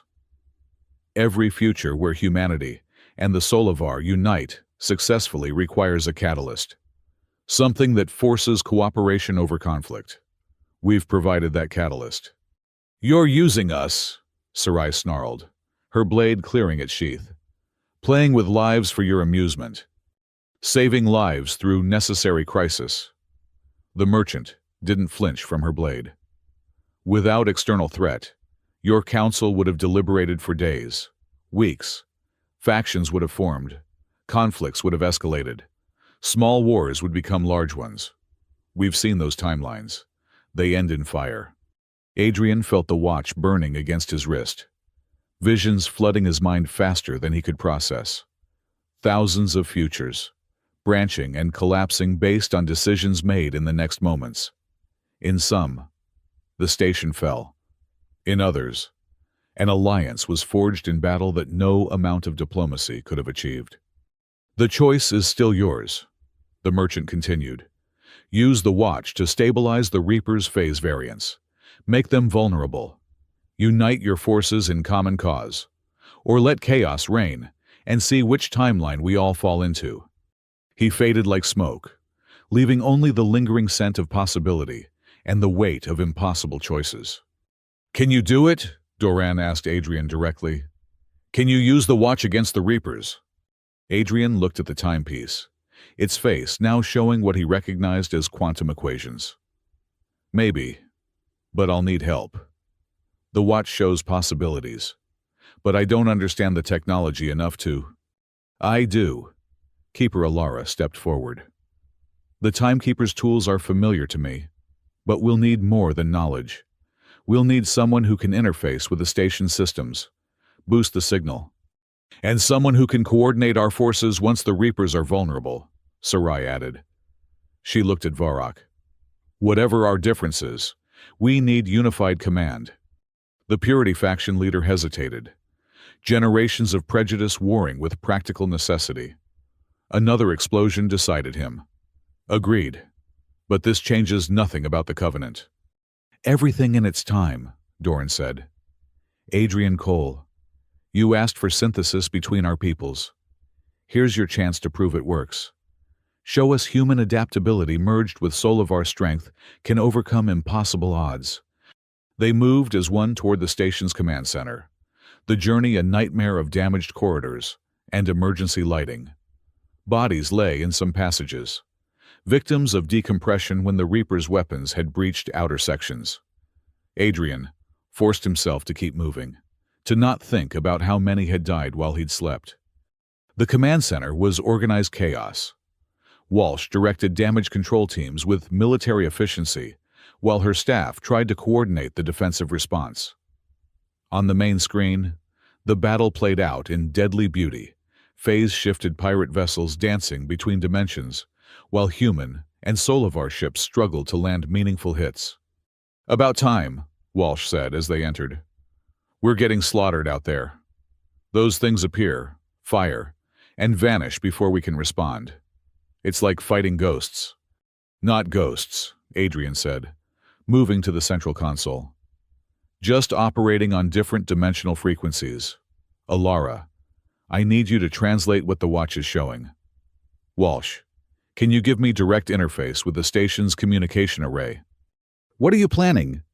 "To turn the entire station into a dimensional anchor."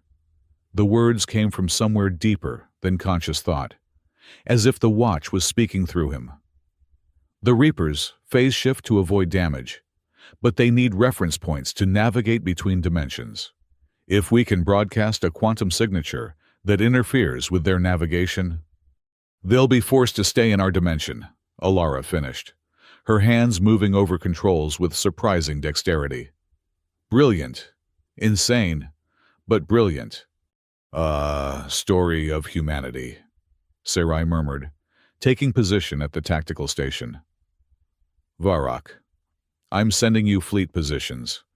Can your ships form up with mine for coordinated strikes?" The general's prejudice warred with tactical necessity for only a moment. "Send the data. Thren, coordinate with the human forces. We'll need overlapping fire patterns to be effective once they're solid." Adrian connected the watch to the station systems, feeling the alien technology interface with human engineering in ways that should have been impossible. The watch pulsed, its quantum signature spreading through the communication array, like infection through a body.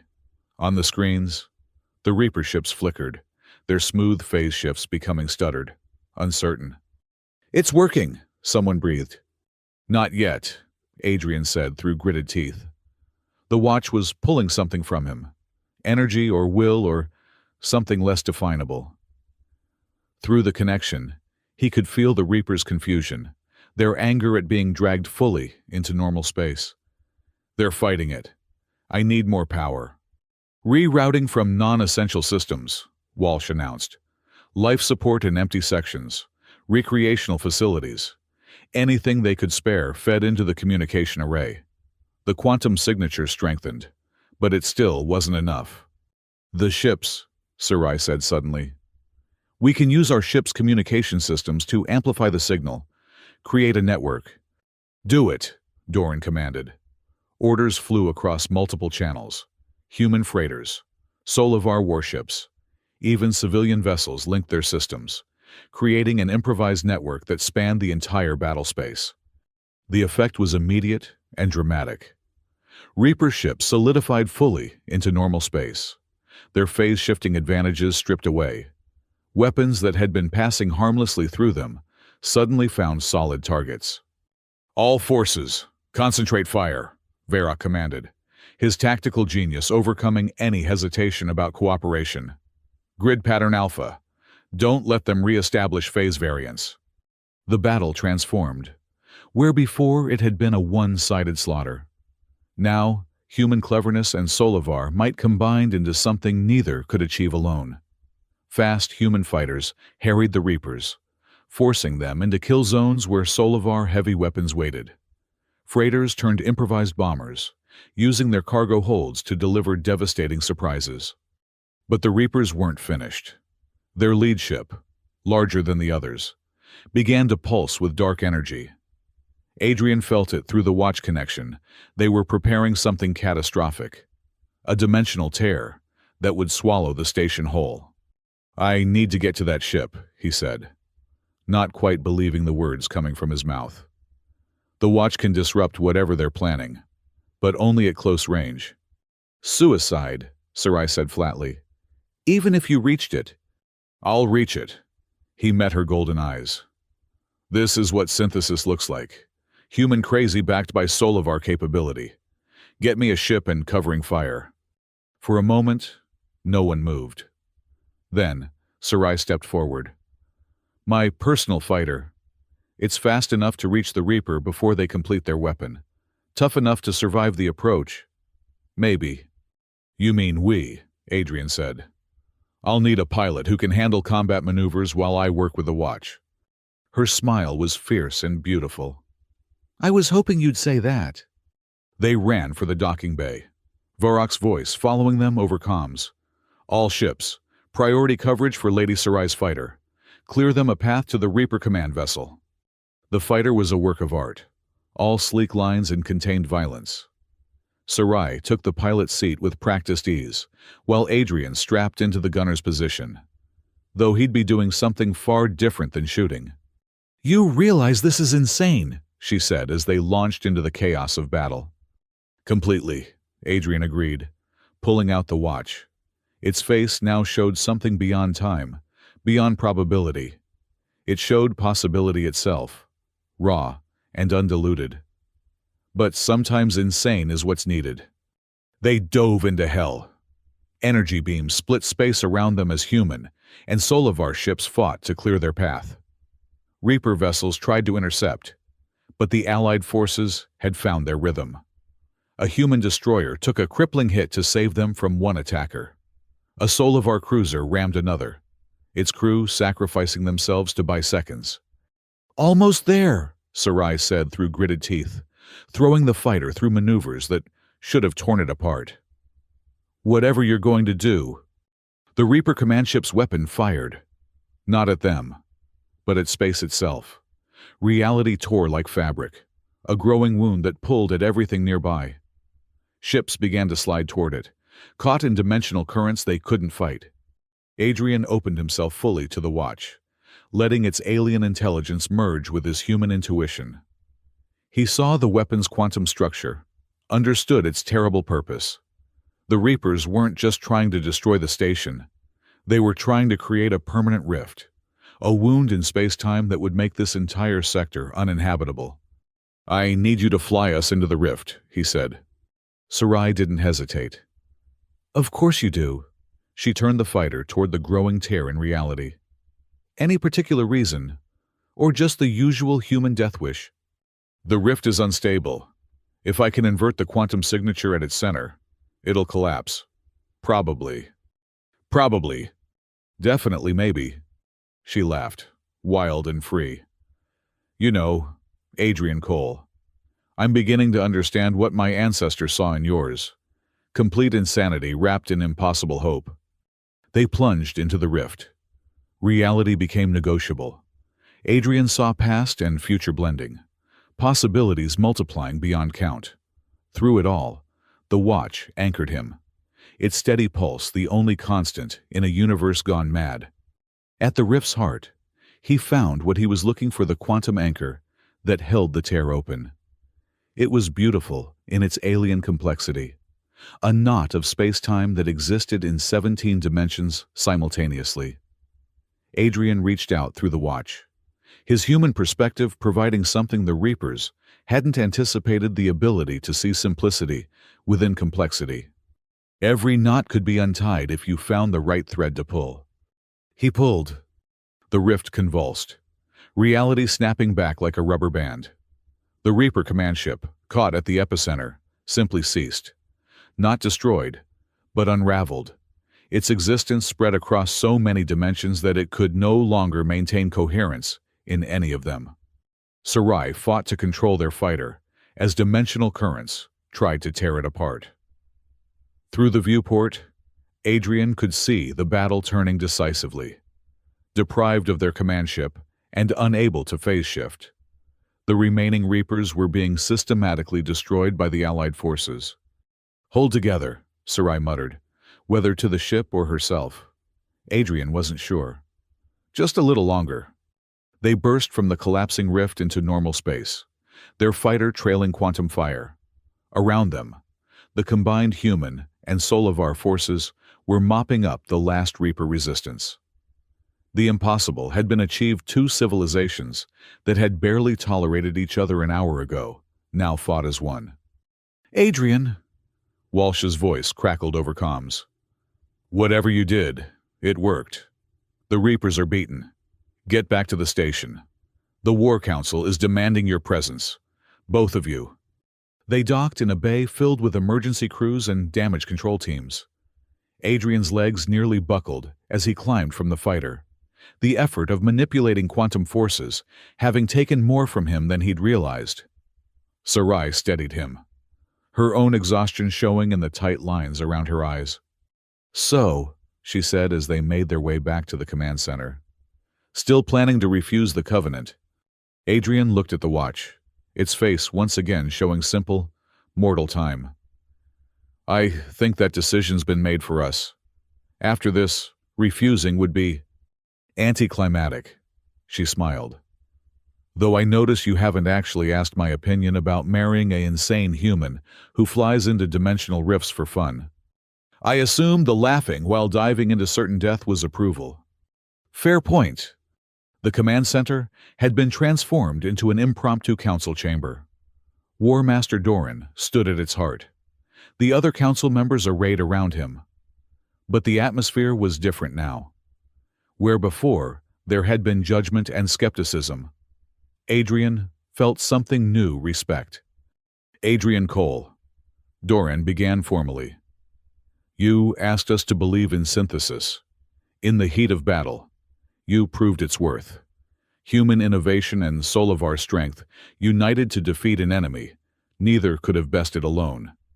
The Council has reached its decision." He paused, the moment stretching. Around them, humans and Solovar waited together, united by shared survival. "The Covenant stands approved. More than that, it stands validated. What began as one man's desperate hope has become two civilizations' path forward." He gestured to Keeper Alara. "The Timekeepers have prepared the necessary ceremonies. The question now is simple. Do you accept?" Adrian felt every eye in the room on him. Through the watch, he could see the branching futures this moment would create. In some, the alliance faltered, old prejudices reasserting themselves. But in others, in the brightest possibilities, he saw wonders: hybrid technologies that merged human creativity with Solovar precision, colonies where both species thrived together, children who would grow up seeing diversity as strength rather than weakness. "I need to ask something first," he said. "Lady Sarai, you've been remarkably patient with having your future decided by ancient laws and quantum watches. So, let me ask properly, putting aside prophecies and covenants. Would you consider marrying a failed diplomat who apparently has a talent for dimensional rifts and terrible life choices? The room held its breath. Even the battle-hardened warriors seemed to lean in. Sarai stepped forward, her golden eyes bright with something that might have been tears or laughter. Adrian Cole, you impossible human. You've shown me that strength comes in forms I never imagined. You've made me laugh while facing death. You've proven that my people's survival lies not in pure blood, but in pure possibility. She took his hand, her grip firm and warm. Yes, I'll marry you. Not because of prophecies or politics, but because I want to see what impossible things we might accomplish together. The room erupted. Cheers in a dozen languages, weapons raised in salute, even Varrock nodding with something approaching approval. Through it all, the watch pulsed steadily, its work nearly done. Then, it's settled, Doran declared. The covenant will be fulfilled. But more than that, a new age begins. Human and Solovar, chaos and order, innovation and tradition.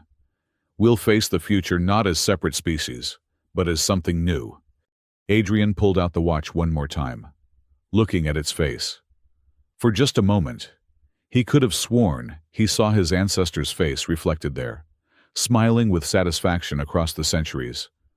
Marcus Trent's grief had become Adrian's joy, loss transformed into love, revenge evolved into redemption. The merchant, Adrian said suddenly. He orchestrated all of this. The Reapers, the crisis, everything. We should thank him. Keeper Alara interrupted gently. Yes, we were manipulated, but toward growth, not destruction. The timekeepers guard probability itself, ensuring the brightest futures have chances to bloom. Today, they gave us that chance. What we do with it remains our choice. As if summoned by her words, the merchant appeared one last time, standing by the main viewport. He touched his hat in salute, then spoke words that somehow everyone heard despite the distance.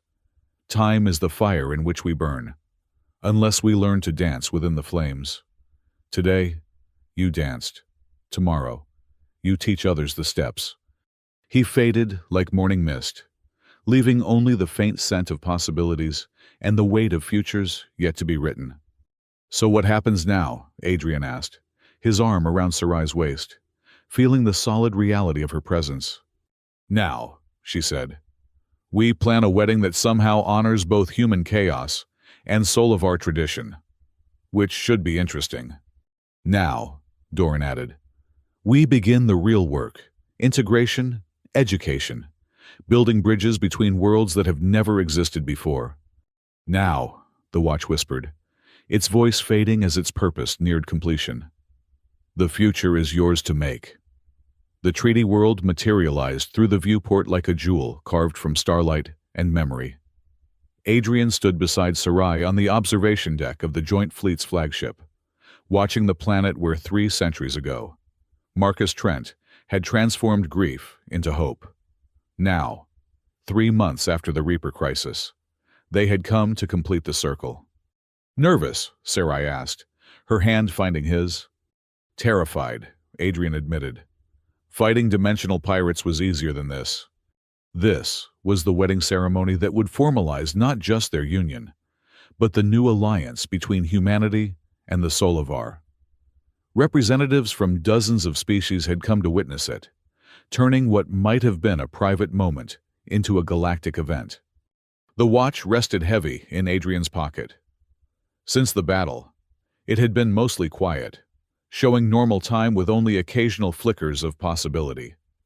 But, as they approached the treaty world, it had begun to pulse with renewed life, as if recognizing its birthplace. Adrian, Commander Walsh's voice came through the intercom. We have a situation. Several, actually. Of course they did. Adrian and Sarai made their way to the bridge, where they found organized chaos. The main screen showed multiple ships converging on the treaty world from different vectors. not all of them friendly. The Arcturus Coalition sent a delegation, Walsh reported. Ambassador Kresh himself, the one who laughed me out of the conference. I remember. Adrian studied the screen. Let me guess. He's here to object to the alliance. Actually, no. His message says he's here to witness humanity's evolution beyond merchantry. Walsh looked uncomfortable. There's more. We've detected quantum signatures consistent with timekeeper technology. Multiple sources. Keeper Alara, who had been standing silent at the navigation station, nodded slowly. The time of revelation approaches. All threads converge at their origin. Before Adrian could ask what that meant, another ship dropped from hyperspace. This one he recognized immediately, Varrock's flagship. The Purity faction leader had been quiet since the Reaper battle, neither supporting nor opposing the alliance. His presence here could tip the balance either way. Incoming message from General Varrock, the communications officer announced. Put him through, Sarai commanded. Varrock's scarred face filled the screen. Lady Sarai, Cole. I come not as enemy, but as witness.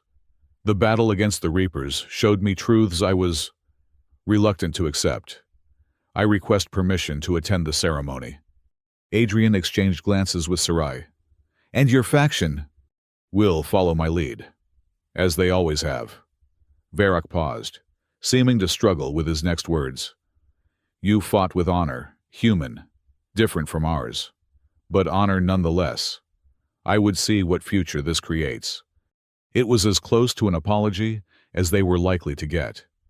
Permission granted, Adrian said. But any disruption, there will be none from my people. Varrock cut the connection, leaving them with one less worry and several more questions. The Treaty World's capital city had been transformed for the ceremony. Human and Solovar architectural styles blended in impossible harmony, creating structures that seemed to exist in multiple dimensions simultaneously.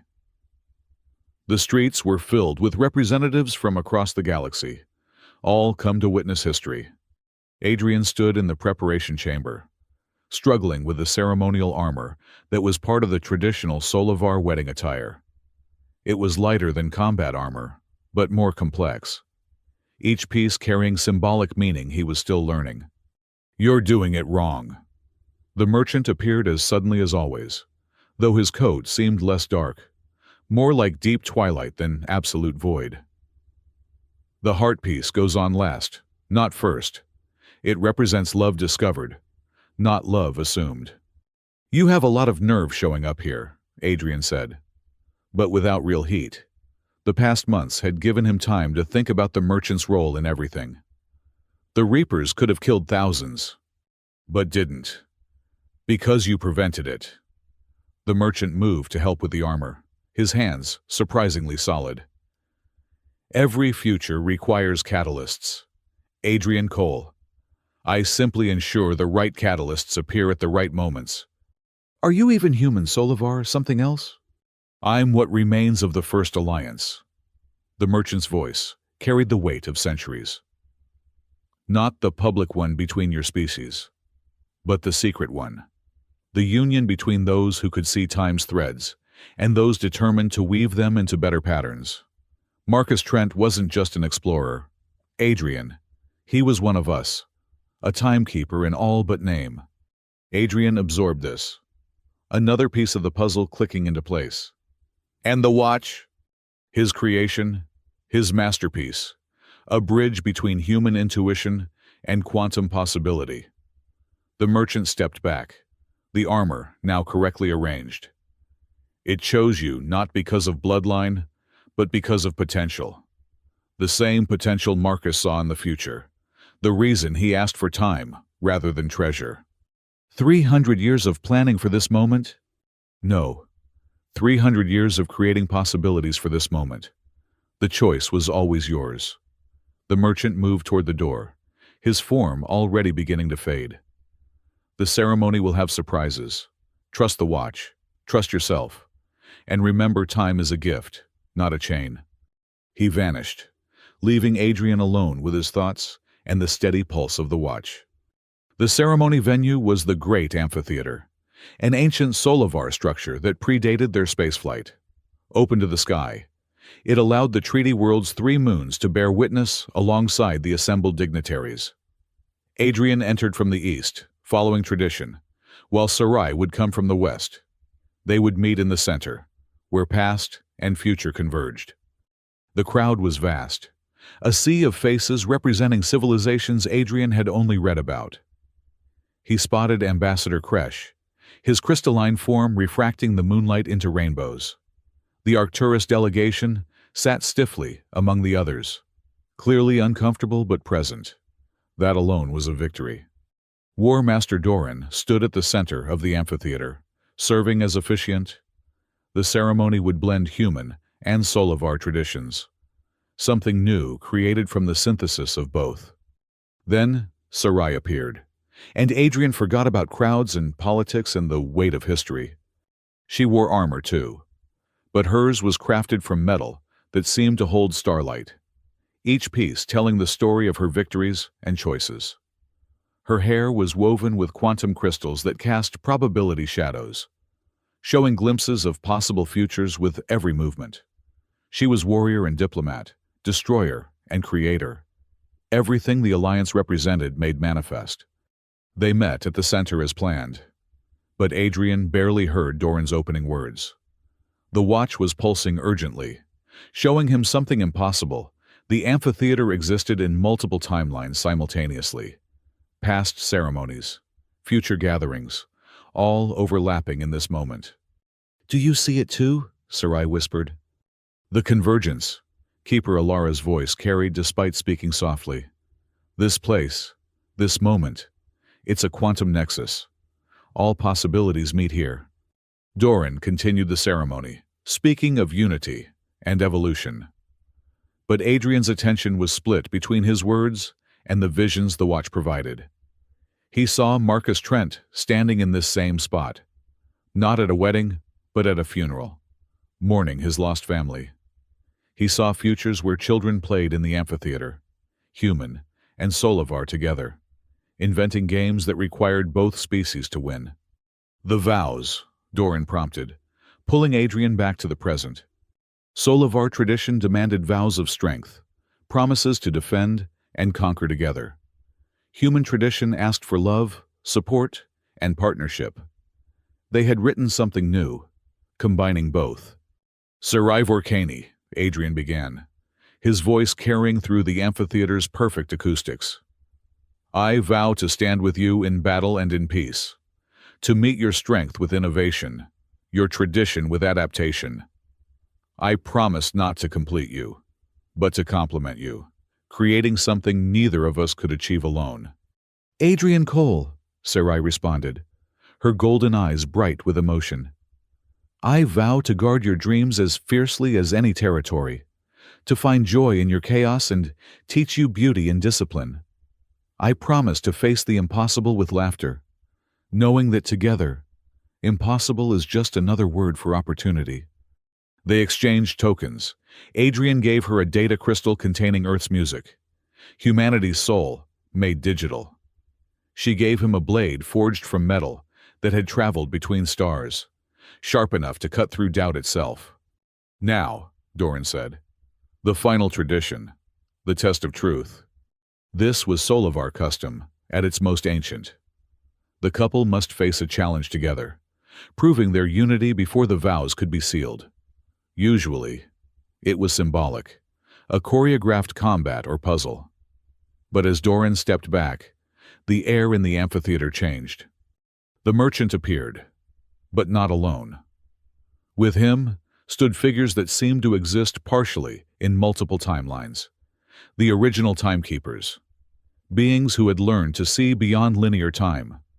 They formed a circle around Adrian and Sarai, their presence making reality fluctuate. "The test of truth is not what you do," the merchant announced, his voice echoing across dimensions. "But what you choose. Show them. Adrian Cole. Show them what the watch has been preparing you to see." The watch burst into brilliant light.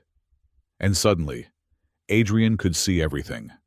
Not just the ceremony, but the web of cause and effect that led to this moment. He saw his failure at Arcturus, but now understood it was necessary. Without that humiliation, he would never have been in the bar when the merchant appeared. He saw the Reaper attack, orchestrated but essential, forcing cooperation that diplomacy alone could never achieve. But more than past, he saw future. Two paths diverged from this moment, each equally possible. In one, the alliance succeeded through careful steps. Humanity and the Solivar slowly integrated, preserving their distinct cultures while sharing knowledge. It was safe, stable, and ultimately limited. They survived, but never truly thrived. In the other, they took a leap. Full integration, not just alliance. Human chaos and Solivar order didn't just cooperate but merged, creating something entirely new. It was dangerous, unpredictable, and brilliant. Some would be lost in the transformation, but what emerged would be greater than either species alone. Choose, the timekeepers spoke in unison. Show them the future you will create. Adrian looked at Sarai, seeing the same understanding in her eyes. The choice wasn't his alone. It never had been. Together, he asked. Always, she replied. They reached for the watch together, their hands touching its surface. The visions flowed between them, shared completely for the first time. Adrian felt Sarai's warrior's heart, her hidden fears about losing her people's identity. She felt his diplomat's soul, his terror of failing again on a larger stage. But beneath fear, they found hope. The same hope that had driven Marcus Trent to choose future over revenge. The same hope that had carried them through impossible battles. We choose synthesis, they said in unison. Not alliance but evolution. Not two species cooperating but one people becoming. The amphitheater erupted in light. The timekeepers' forms solidified fully into the present, revealing themselves as beings who had already walked this path. They were neither fully organic nor artificial, neither bound by time nor free from it. They were what awaited at the end of the journey Adrian and Sarai were beginning. Then receive our blessing, the merchant said, and Adrian finally understood. He wasn't just a merchant but a guardian, ensuring that each species ready for transformation found their catalyst. And our warning, the path you've chosen will face opposition. Not all will accept change, from either side. But remember, evolution is not about the survival of the strongest, but the most adaptive. The timekeepers faded, leaving only the merchant. He approached Adrian and Sarai, placing a hand on each of their shoulders. The watch has served its purpose, he said. It brought you together, showed you possibilities. But now you must create those possibilities yourselves. Adrian felt the watch's pulse slowing, its light dimming. Part of him wanted to protest, to keep this connection to something larger. But he understood. Training wheels, no matter how magical, must eventually come off. Thank you, Adrian said, for everything, even the terrifying parts. The merchant smiled, truly smiled, and for a moment looked entirely human. Thank Marcus Trent. I'm just the delivery man. He stepped back, tipping his hat. Until next time, because there's always a next time, in one timeline or another. He vanished for the final time, leaving them standing together as the crowd slowly processed what they had witnessed. Some faces showed fear, others wonder. Ambassador Kresh's crystalline form had gone completely still, refracting light in patterns that suggested deep thought. The ceremony concludes, Doran announced, his voice steady despite the extraordinary events. What was two is now one. What was separate is now joined. May the future they create surpass all our possibilities. The celebration that followed was subdued at first, guests uncertain how to react to the timekeeper's revelation. But as Adrian and Sarai moved through the crowd, speaking with representatives, sharing their vision, the mood began to shift.